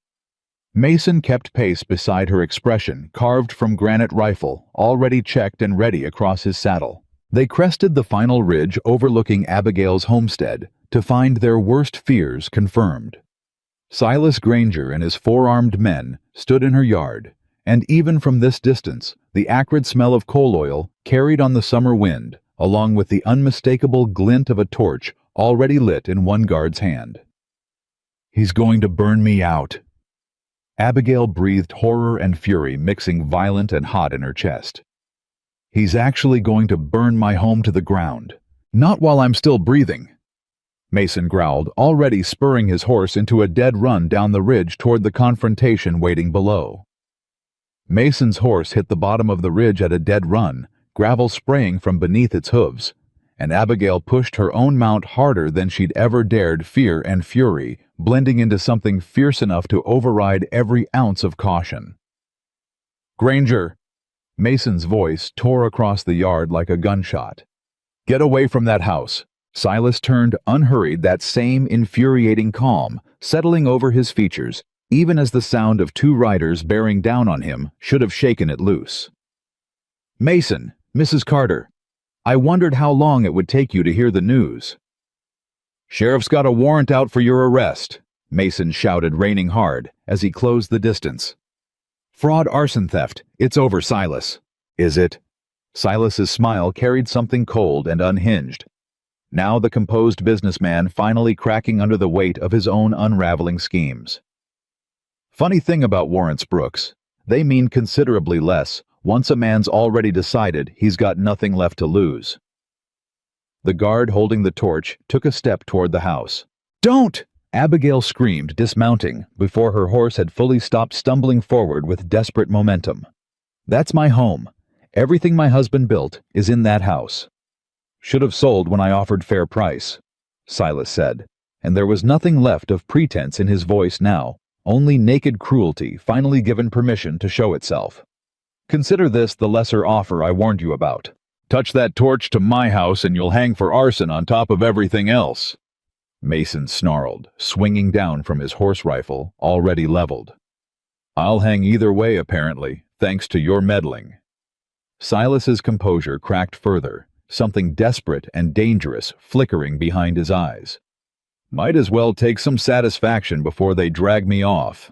"Silas, think about what you're doing," Abigail pleaded. Some instinct telling her that reasoning with a cornered animal might succeed where confrontation would only escalate violence. "This won't undo any of the charges against you. It'll only add to them. Maybe I don't care anymore what gets added." Silas's voice had gone brittle, unstable. "Maybe watching everything I've built these past 3 years crumble because a widow refused to know her place has made me considerably less concerned with consequences." The guard with the torch glanced uncertainly at his employer, some flicker of hesitation crossing his rough features. "Boss, maybe we ought to just get clear of the territory before the sheriff." "Light it!" Silas snapped, and the guard's hesitation vanished beneath the weight of his employer's fury. Everything happened at once. The guard lowered the torch toward a coal oil-soaked pile of kindling stacked against Abigail's porch. Mason's rifle cracked the shot deliberately aimed wide, close enough to send dirt spraying inches from the guard's boots, close enough to make the man startle backward with a curse. "Next one won't miss," Mason warned, voice cold as winter stone. The guard dropped the torch, stamping it out with frantic boots, clearly deciding his employer's schemes weren't worth dying for. But Silas wasn't finished. His hand moved to his own pistol, drawing faster than a man his age and build had any right to move, and Abigail's heart stopped as the barrel swung toward Mason. "No!" She threw herself forward without thinking, without weighing consequence, driven by pure animal instinct to protect the man who'd spent weeks protecting her. The shot cracked across the yard. For one horrible suspended moment, Abigail thought the world had ended. Then she realized she was still standing, still breathing, and it was Mason who staggered, a fresh red stain blooming across his upper arm where Silas's bullet had grazed him, instead of finding the more lethal target it had originally sought. "Mason!" Abigail's scream tore raw from her throat. Mason grimaced, but remained standing, rifle still leveled, despite the wound, and returned fire before Silas could adjust his aim for a second attempt. The shot took Silas's pistol clean from his hand, the weapon spinning away into the dirt, Silas himself crying out in pain and shock as the impact numbed his fingers. "It's over, Silas," Mason said, voice tight with pain but unwavering. "Drop to your knees or the next shot won't be so merciful." Silas stood frozen for one final moment, calculating, desperate, before the fight finally drained visibly from his posture. He sank to his knees in the dirt of Abigail's yard, defeat settling over him like a physical weight. His remaining guards, seeing their employer's collapse, dropped their own weapons, without further prompting, hands raised in surrender. Forehand. The chaos that followed blurred together in Abigail's memory. Sheriff Cole and his deputies arriving within the hour, having followed the same urgent trail that had brought Mason and Abigail racing to defend the homestead, Silas and his men taken into custody, amid a flurry of shouted questions and hastily gathered testimony. Through it all, Abigail's attention remained fixed on Mason, sitting on her porch steps, while she cleaned and bandaged the wound along his upper arm, hands trembling despite her efforts to remain steady and professional. "You could have been killed," she said, voice cracking, as the adrenaline of the confrontation finally began draining away, leaving raw fear in its wake. "So could you," Mason pointed out, wincing as she tightened the bandage. "Throwing yourself in front of a man with a loaded pistol wasn't exactly the wisest choice you've made, Mrs. Carter." "I wasn't thinking about wisdom." Abigail's hands stilled on the bandage, her eyes lifting to meet his. "I was thinking about losing you." The admission hung between them raw and unguarded, stripped of every careful boundary either of them had maintained over the past weeks. Mason's expression softened, something vulnerable and hopeful, breaking through his usual guarded composure. "Abigail." He said her name carrying weight he'd never quite allowed it before. "These past weeks working alongside you, watching you fight for this place with everything you've got, I haven't felt this alive in longer than I care to admit. Not since before Daniel left. Maybe not ever, if I'm being honest with myself." "Mason, let me finish," he said gently. "I know it's too soon for anything more than what we've already got. I know your grief for Thomas is still raw, still real, and I'd never ask you to set that aside before you're ready. But I need you to know that whatever this is between us, I don't intend to let it slip away just because circumstances got complicated or dangerous." Tears gathered in Abigail's eyes, equal parts grief and hope, tangling together in her chest. "I don't know how to do this," she admitted. "How to feel something for another man when part of me still feels married to Thomas, still feels like loving anyone else is somehow betraying his memory. Loving somebody new doesn't erase loving somebody you lost," Mason said softly. "Doesn't mean you love them any less, or that you're required to spend the rest of your life alone just to prove your grief was real." He reached over, careful of his bandaged arm, and covered her hand with his own. "Thomas sounds like he was a good man, Abigail. A good man who loved you enough to want you happy even after he was gone. I don't reckon he'd want you punishing yourself with loneliness as some kind of tribute to his memory." Something in Abigail's chest finally released 2 years of carefully guarded grief, loosening its grip just enough to let genuine hope through. "I'm scared," she confessed. "Of what?" "Of losing someone again.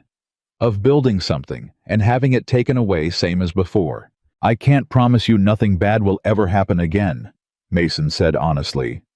"Life doesn't work that way much as we might wish it did. But I can promise you I'm not going anywhere without a fight, and I can promise you that whatever comes, you won't face it alone anymore. Not while I'm still breathing." Abigail studied his face for a long moment, searching for any trace of false comfort or empty promise, finding instead only steady, unwavering sincerity. Something inside her, frozen solid for 2 long years, finally began to thaw. "Okay," she whispered. Okay. Okay. I'm willing to try. Slowly. Carefully. But I'm willing. The smile that broke across Mason's face then was unlike anything Abigail had seen from him before, unguarded, genuine, carrying none of the careful reserve he typically maintained. It transformed his entire countenance, and Abigail found herself smiling back, despite the exhaustion and lingering fear of the day's events. The weeks that followed Silas Granger's arrest brought a strange, unfamiliar peace to the valley. The kind of quiet that comes after a long storm finally passes.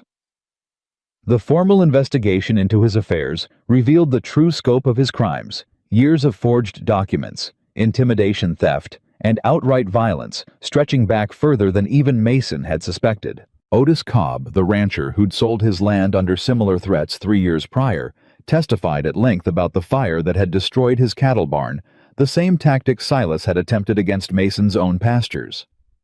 2 other ranchers came forward with similar stories, their properties acquired through calculated cruelty disguised as generous business dealings. "Man's looking at 20 years minimum," Sheriff Cole informed them during one visit to check on the ongoing investigation. Judge from the territorial courts already reviewed the evidence, says it's about as clear-cut a case of fraud and violence as he's seen in 15 years on the bench. "And his land?" Mason asked. "The properties he acquired through those threats." "Being reviewed for restitution," the sheriff confirmed.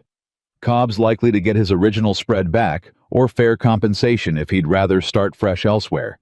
Same for the other ranchers he pressured into selling." Relief flooded through Abigail at the news, though it came tangled with lingering exhaustion from weeks of fear and uncertainty. "It's really over then." "Really over?" Sheriff Cole confirmed, offering her a small, genuine smile. "You should be proud of yourself, Mrs. Carter. Took considerable courage standing up to a man like Granger when half this valley had already given up fighting him." "I didn't do it alone," she said, glancing toward Mason with warmth she no longer bothered hiding. "No." The sheriff agreed, following her gaze with an understanding look. "Reckon you didn't." With the immediate crisis resolved, life gradually settled into a new rhythm, one built on the foundation Mason and Abigail had laid together through weeks of shared hardship and growing trust. His visits to her homestead continued, no longer driven by fair trades or practical necessity alone, but by simple desire for each other's company. Daisy's wound healed steady under Abigail's careful attention, the mare gradually returning to her usual spirited self, though she carried a visible scar along her flank that would remain as permanent testament to the ordeal she'd survived. "She's healing well," Mason observed one evening, watching Abigail check the wound with practiced hands. "She's stubborn," Abigail said, affection warm in her voice. "Same as her owner, I suppose. Reckon that's part of why I admire you both so much." Mason settled onto the fence rail beside her, close enough that their shoulders nearly touched. "Stubbornness kept you alive these past 2 years, kept this homestead running when most folks would have given up and sold out long before Silas ever came sniffing around. Stubbornness, and a healthy dose of spite, if I'm being honest." Abigail's laugh carried genuine warmth, now no longer the rare surprised sound it had been weeks ago. "Wasn't about to let this place go, not after everything Thomas poured into it." "He'd be proud," Mason said again, the same sentiment he'd offered weeks before, though this time it carried the weight of everything they'd endured together since.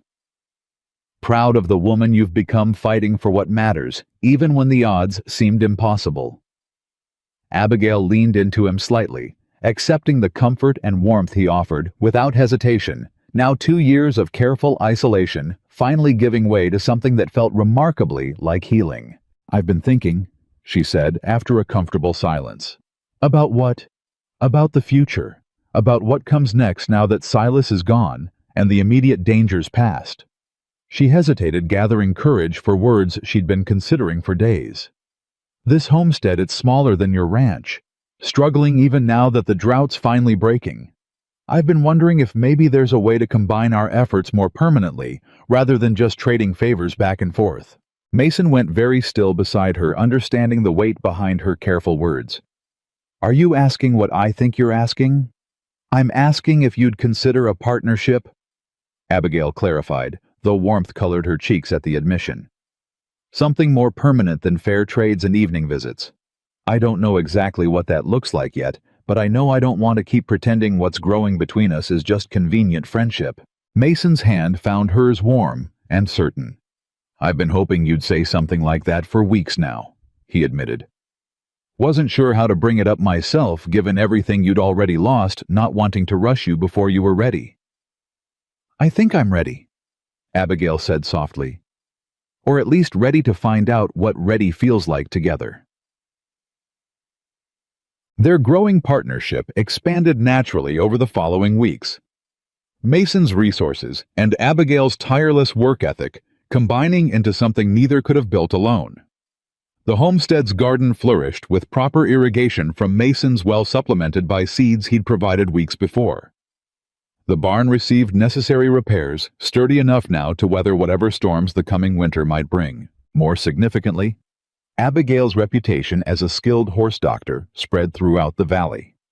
Ranchers from surrounding properties bringing their injured or sick animals to her for treatment that rivaled and often exceeded what the expensive territorial vet could provide. You should charge for this properly, Mason observed one afternoon, watching her treat a young colt's infected hoof for a rancher who'd ridden nearly 10 miles seeking her help. Word's spreading fast about your skill. You could build a proper business, not just trade favors. Maybe, Abigail said, considering the idea with more seriousness than she might have weeks earlier. Though I confess the idea of turning this gift into simple commerce feels strange given how Thomas first taught me out of necessity rather than profit. Doesn't mean you can't honor his memory while also building something for your own future, Mason pointed out gently. Man wanted you provided for, didn't he? Wanted you capable of standing on your own. He did, Abigail acknowledged. Though I don't think he ever imagined I'd need to stand quite so fiercely alone as these past 2 years required. Not alone anymore, Mason reminded her, and the simple truth of the statement had become comfortable enough now that neither of them flinched from acknowledging it openly. Their relationship deepened through countless small moments, shared meals on her porch, as summer evenings stretched long and golden quiet conversations about dreams neither had voiced aloud in years, the gradual dismantling of walls both had built during their respective griefs. Mason spoke more openly now about his brother Daniel, the guilt he still carried, tentative hope that perhaps someday he might locate him, offer the help he'd once withheld. Abigail, in turn, found herself speaking more freely about Thomas, not just the grief of his loss, but the genuine joy of their marriage memories she'd kept locked away out of fear that revisiting them would only deepen her pain. Instead, sharing them with Mason brought a different kind of healing, transforming grief into gratitude for having known such love at all. He would have liked you, she told Mason one evening, watching sunset paint the western ridge in brilliant orange and gold. Thomas, I mean. He always said the measure of a man wasn't his wealth or his words, but how he treated creatures who couldn't repay his kindness. You'd have passed that test easily. High praise, Mason said, voice rough with genuine emotion. From a man I never had the privilege of meeting. The highest praise I know how to give. Abigail confirmed, leaning into his shoulder as the sun continued its slow descent. I think he'd be glad knowing I found someone capable of understanding both my grief and my strength, rather than expecting me to abandon one for the other. Mason pressed a gentle kiss to her temple, the gesture carrying tenderness that required no further words. They sat together in comfortable silence, watching the day fade into evening. Two people who'd each faced devastating loss, finding unexpected healing in each other's steady, patient presence. News arrived nearly a month later that Silas Granger's trial had concluded, the territorial judge handing down a sentence of 22 years for his combined crimes of fraud, arson, theft, and attempted murder. The valley's collective relief was palpable. Ranchers who'd lived under quiet fear of his schemes finally free to rebuild without looking over their shoulders. Otis Cobb reclaimed his original property, tears of gratitude visible even from a distance, as he walked his old land for the first time in 3 years. Other ranchers received similar restitution, their stolen properties and livelihoods gradually restored through the careful unwinding of Silas's fraudulent empire. Feels strange, Abigail admitted to Mason as they watched the valley slowly return to normal rhythm. How something that caused so much fear and destruction could end so quietly once justice finally caught up with him. Justice rarely arrives with fanfare, Mason observed. Usually just shows up quiet, steady, same as most good things worth having. Speaking of good things worth having, Abigail said something playful, entering her voice for the first time in longer than she could remember. I've been thinking about our earlier conversation. About partnership, about combining our efforts more permanently. Mason turned to face her, fully something hopeful and vulnerable crossing his features. What exactly are you proposing, Mrs. Carter? I'm not entirely sure yet, she admitted, warmth coloring her cheeks. But I know I don't want to keep pretending we're simply trading favors anymore. I know I want whatever comes next to be built on something more solid than convenient arrangement. That sounds suspiciously like you're asking me to court you properly, Mason said, a genuine smile breaking across his usually guarded features. Maybe I am. Abigail said, laughing despite herself, the sound light and genuine in a way that would have seemed impossible mere months earlier. Though I confess I'm hardly experienced in such matters given how quickly Thomas and I married after our own courtship. Then perhaps we take things slow, Mason suggested, taking her hand with careful reverence. Learn each other properly, build something neither of us needs to rush or second guess. We've both waited long enough for something real. No reason to hurry now that we've finally found it. Abigail squeezed his hand, warmth and hope replacing the fear and exhaustion that had defined so much of her recent existence. Slow sounds perfect, she agreed. Though I suspect, given everything we've already survived together, we're rather further along than most courtships typically manage this early. Trial by fire tends to accelerate things. Mason agreed, his own laugh warm and genuine.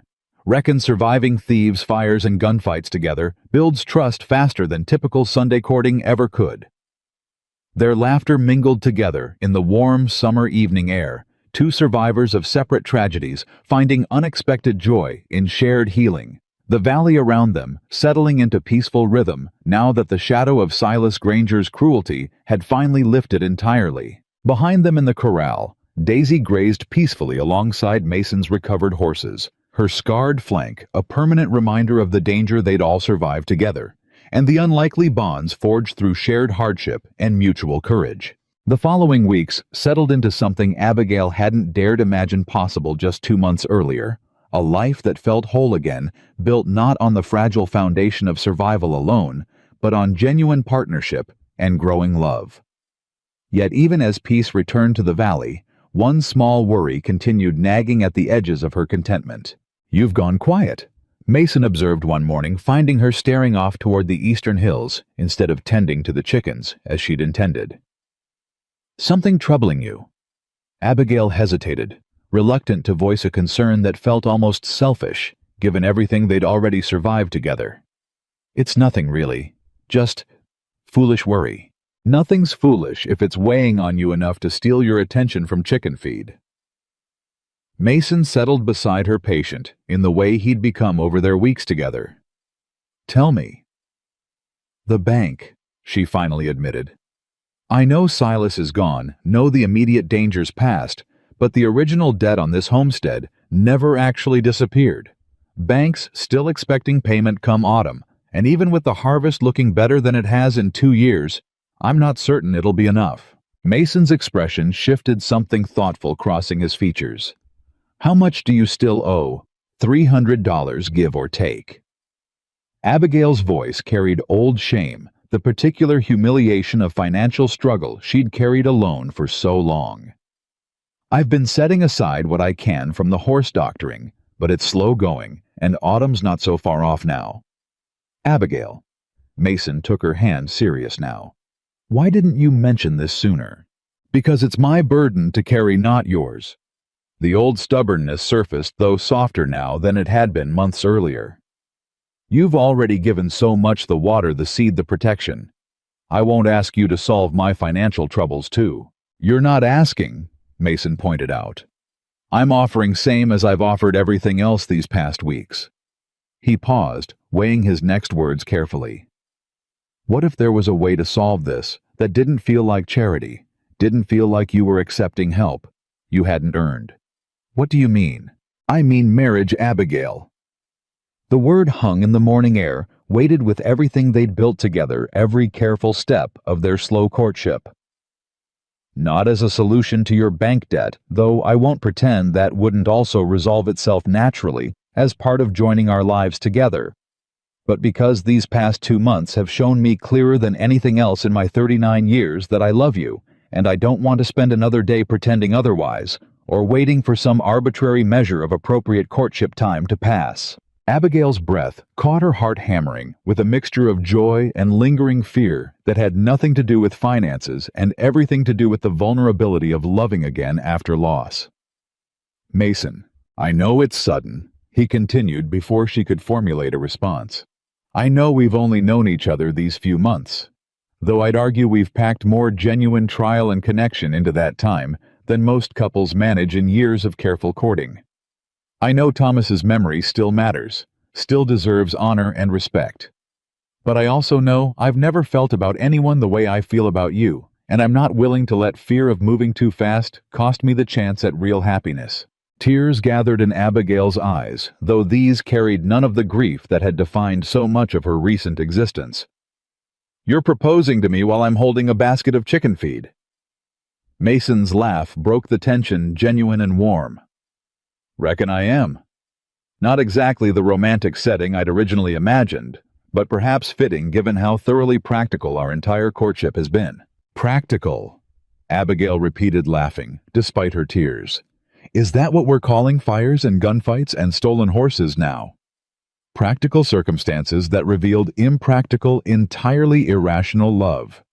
Mason clarified, pulling her closer. So, what do you say? Abigail Carter. Will you marry me, build something permanent together, combine our struggles and our strengths into a life neither of us has to face alone anymore? Abigail set down the chicken feed basket with deliberate care, needing both hands free for what she was about to do. She reached up, cupping Mason's face with palms that had grown strong and capable through months of hard labor, and looked into eyes that had once studied her with suspicion, but now held nothing but tender devotion. Yes, she said, simple and certain. Yes, I'll marry you.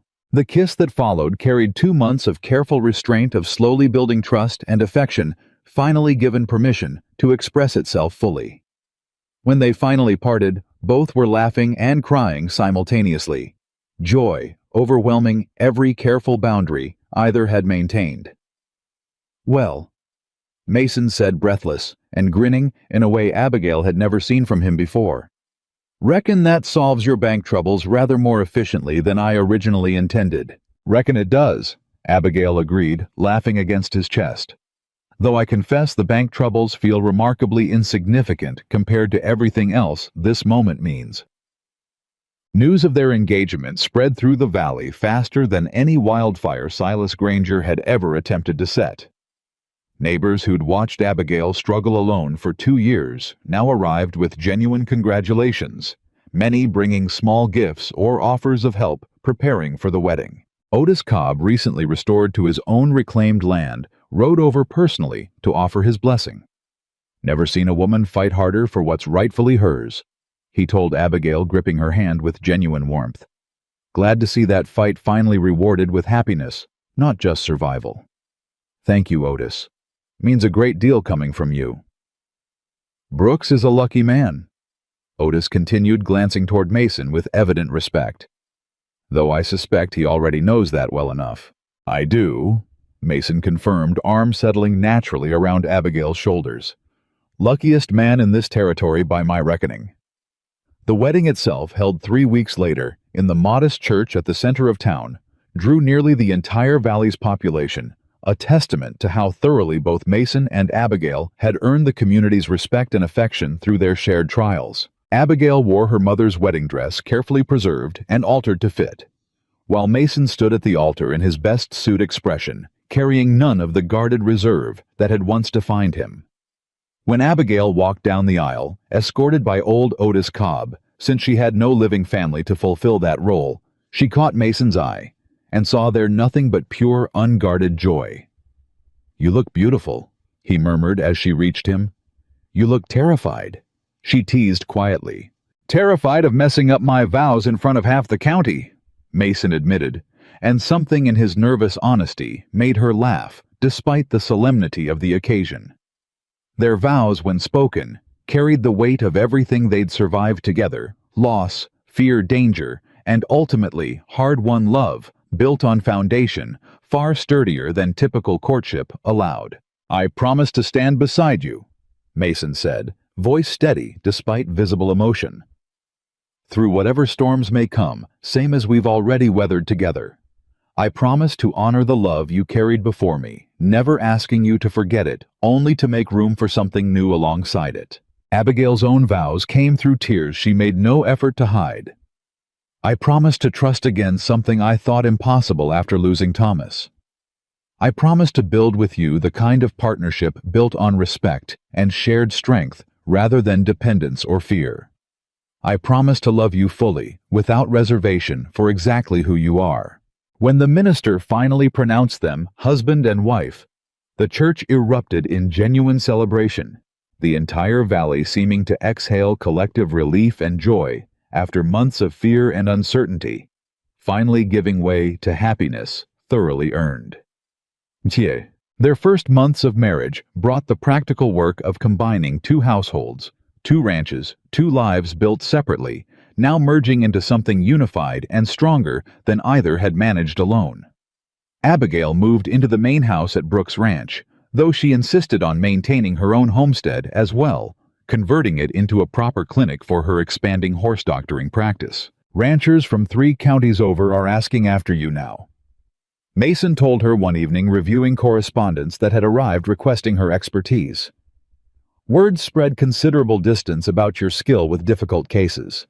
I couldn't have built this reputation without your support," Abigail said, though pride colored her voice at the growing recognition of skills she'd once used purely out of desperate necessity. The proper equipment, the reliable transportation, even just having enough security to focus on the work instead of constant survival worry. "You built it yourself through years of learning and countless hours of careful practice," Mason corrected gently. "I just provided the stability that let that skill finally shine the way it always deserved to." Their combined ranch flourished under shared management. Mason's horse breeding expertise, complementing Abigail's medical knowledge to create operations that soon became the envy of the territory. Other ranchers began seeking their advice, not just for sick animals, but for general breeding and management practices, the Brooks name transforming from simple wealth and land ownership into genuine respect built on demonstrated competence and integrity. More significantly, their personal happiness deepened steadily each day, building further trust and affection between two people who'd each expected after their respective losses to spend the remainder of their lives alone. "I keep waiting for something to go wrong," Abigail confessed one evening, curled against Mason's side as autumn's first cool breeze finally broke the summer's brutal heat. "Waiting for the other shoe to drop, same as it always seems to eventually. Old habits born from real hardship," Mason acknowledged, pressing a gentle kiss to her temple. "Reckon it'll take time before you fully trust that peace can last, that happiness doesn't automatically invite disaster." "How do you manage it?" "The waiting for disaster, I mean. 10 years carrying guilt over Daniel, yet you still opened yourself to loving again." Mason considered the question seriously, as he considered most things that mattered. "Reckon I decided somewhere along the way that living in constant fear of loss wasn't really living at all, just a slower kind of dying. Watching you fight so fiercely for your homestead, for Daisy, for everything that mattered to you, despite every reason to give up. It reminded me that courage isn't the absence of fear, just refusing to let fear make your decisions for you." Something in his words settled deep into Abigail's chest, offering comfort that transcended simple reassurance. "I love you," she said softly, the words still carrying wonder months after their wedding, as if she couldn't quite believe her own capacity for happiness after everything she'd survived.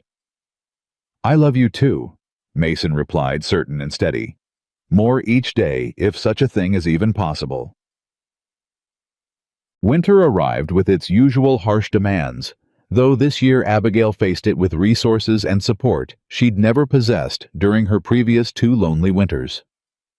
The homestead's improvements held firm against the season's worst weather, and the combined resources of both ranches ensured neither livestock nor family faced the desperate scarcity that had once defined her existence. It was during this first winter together that unexpected news arrived, carried by a weathered traveler who appeared at Brooks Ranch one bitter January evening, seeking shelter from an approaching storm. Looking for Mason Brooks, the stranger said, exhaustion evident in his voice and posture. Name's Daniel. Daniel Brooks. Mason went completely still, color draining from his face as recognition dawned. Daniel, the younger man before him, weathered by years of hard living, but unmistakably carrying Brooks' family features, nodded slowly. Been a long time, brother. Longer than I ever meant it to be. The reunion that followed carried every complicated emotion of a decade's separation. Guilt relief, anger, and ultimately cautious hope for reconciliation. Abigail watched from the doorway as Mason embraced his long-lost brother, tears flowing freely from both men despite years of hardened masculine restraint. I heard about Otis Cobb's troubles, Daniel explained later, once initial emotional reunions had settled into calmer conversation. Heard about the whole valley's troubles with a man named Granger and Brooks Ranch mentioned prominently in the accounts. Figured it might finally be time to face the past instead of running from it forever. You could have written, Mason said, though his voice carried none of the old bitterness, only genuine longing for connection he'd denied himself for a decade. I would have helped Daniel. Whatever you needed, however long ago that debt trouble started. I know that now. Daniel acknowledged guilt evident in his weathered features. Took me considerable time and hardship to understand that pride, same as fear, can cost a man everything that actually matters. Word of your own struggles, your own eventual willingness to fight for what mattered, rather than accepting easy defeat, made me realize maybe there was still a chance for reconciliation if I finally found enough courage to try. Mason's hand found Abigail's, drawing her fully into the conversation and this unexpected family reunion. This is Abigail, my wife. She taught me considerable lessons about courage and forgiveness these past months, lessons I probably needed before I could properly welcome you home. Daniel's eyes moved between them, taking in evident affection and partnership. Pleasure to meet you, Abigail.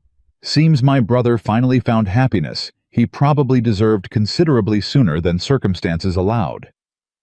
The pleasure is mine, Abigail said warmly. Mason's spoken of you often, always with more longing than anger, despite everything that happened between you. Then perhaps there's hope yet for proper reconciliation, Daniel said, cautious optimism entering his voice for the first time. More than hope, Mason confirmed firmly. Certainty, if you're willing to stay long enough to rebuild what pride and fear once cost us both. Daniel's return marked another significant healing in Mason and Abigail's shared story.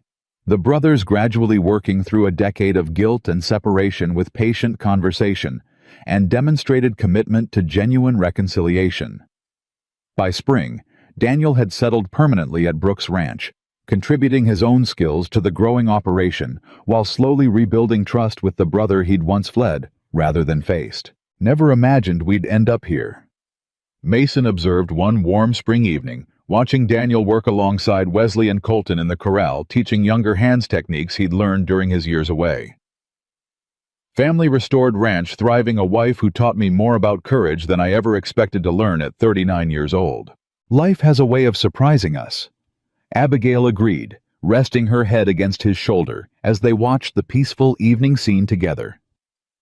2 years ago, I couldn't have imagined anything beyond simple survival, let alone genuine happiness, like what we've built together. Speaking of building, Mason said something careful entering his voice that made Abigail immediately curious. I've been thinking about expansion. Not just the ranch, though, we've certainly got room and resources for that now. Something more personal. Abigail turned to study his expression, recognizing the particular nervousness he displayed whenever broaching subjects that mattered deeply. What kind of personal expansion? Children, Mason said simply. I know we've discussed it before, always somewhat abstractly, but I find myself hoping more concretely lately for the possibility of a family together. Watching you with Daisy, with every injured animal that arrives at your clinic, I see such natural nurturing and patience. I can't help imagining what kind of mother you'd become if we're fortunate enough to be blessed with children. Warmth flooded through Abigail's chest at the vulnerable honesty of his admission. I've been thinking similarly, she confessed, though grief over never having children with Thomas certainly complicated those thoughts for considerable time. And now I find myself hoping too, Abigail admitted, smiling softly. Hoping we might build that particular kind of family together, adding new chapters to everything we've already accomplished. Their hopes as it happened required little additional waiting. By early summer, nearly 1 year after that fateful morning when Daisy had first wandered onto Brooksland, Abigail confirmed she was expecting their first child together. A baby. Mason breathed wonder evident in his voice as she shared the news. Abigail, I don't have words sufficient for how happy this makes me. I think wonderful might suffice, Abigail suggested, laughing through tears of her own overwhelming joy. Wonderful, Mason agreed, pulling her close with careful tenderness. Absolutely wonderful. Their daughter arrived the following spring, healthy and strong, greeted with the same fierce protective love that had defined every aspect of their relationship since that first tense confrontation over stolen horses and mistaken accusations. They named her Grace, honoring both the difficult journey that had brought them together and the peaceful resolution that journey had ultimately achieved. She's got your stubbornness already, Mason observed, watching their infant daughter refuse to settle despite exhausted efforts at soothing her. And your protective instincts, apparently, Abigail replied, laughing despite her own exhaustion, given how fiercely she's already claimed her territory in this household. Their combined ranch continued flourishing over subsequent years, becoming widely recognized throughout the territory, not just for exceptional horse breeding, but for the genuine integrity and community support that Mason and Abigail consistently demonstrated. Other ranchers facing hardship found in Brooks Ranch not competitive rivals, but genuine allies willing to offer assistance without expectation of exploitation. Precisely the kind of community Silas Granger had once threatened to destroy through fear and greed. Daisy, though gradually aging, remained a beloved fixture of the ranch, her scarred flank a permanent reminder of survived danger. Her continued presence, a testament to loyalty and resilience that had first brought Mason and Abigail together. Young Grace grew up considering the aging mare something between beloved pet and honored family member, spending countless hours in the corral, learning the same patient, confident horsemanship her mother had spent years perfecting. Tell me the story again, Grace requested one summer evening, years later, settled between her parents as sunset painted the western ridge in familiar, brilliant colors. The story about how you two met. Mason and Abigail exchanged warm, knowing glances, the particular pleasure of parents sharing beloved family history with a child eager to understand her own origins. Well, Abigail began settling comfortably against Mason's side. It started with your Aunt Daisy getting herself thoroughly lost wandering clear onto land she had no business exploring, and finding my horses along the way. Mason continued, picking up the familiar rhythm of their oft-told tale, which led to me making the rather significant mistake of assuming your mother intended to steal them. He pointed a rifle right at me. Abigail added mock indignation, coloring her voice despite the playful smile she couldn't quite suppress. Can you imagine such poor manners? In my defense, Mason protested, laughing, your mother proved remarkably capable of defending herself, rifle or no rifle. Gave me quite the tongue lashing before I even had proper chance to apologize for my mistake. And then what happened? Grace pressed, though she'd heard this story countless times before, still finding fresh delight in each retelling. Then, Abigail said softly, warmth and gratitude evident in every word, we discovered that sometimes the most difficult beginnings lead to the most beautiful endings, If we're brave enough to fight for what truly matters, and wise enough to recognize genuine goodness when we finally find it. Mason pressed a gentle kiss to Abigail's temple, the same tender gesture he'd offered countless times throughout their years together, still carrying the same devotion it had held from their earliest days of careful courtship. "Your mother taught me more about courage and healing than any other person I've ever known." Mason told their daughter, sincerity resonating in every syllable. "Taught me that broken hearts can mend, that trust betrayed can be rebuilt, and that sometimes the family we choose becomes every bit as precious as the family we're born into." "And your father," Abigail added, "taught me that vulnerability isn't weakness, that accepting help doesn't diminish independence, and that love, real and lasting love, grows strongest not through grand gestures, but through countless small acts of genuine kindness and unwavering support." As the sun finally disappeared beneath the western horizon, painting the sky in brilliant final colors before surrendering to peaceful evening darkness, Mason and Abigail sat together with their daughter, surrounded by the thriving ranch they'd built together, the loyal animals who'd first brought them together, and the deep, unshakable love that had ultimately triumphed over every obstacle fear and greed had thrown against it. Their story stood as a testament to a simple, powerful truth: that kindness, patience, and courage could overcome even the darkest schemes of cruel men. That genuine partnership built on mutual respect and shared strength could weather any storm life chose to send, and that sometimes the very trials meant to destroy us instead become the foundation for the most beautiful, enduring happiness we could ever hope to find. Mason Brooks and Abigail Carter had found in each other exactly what both had needed most. Not rescue from hardship, but genuine partnership through it.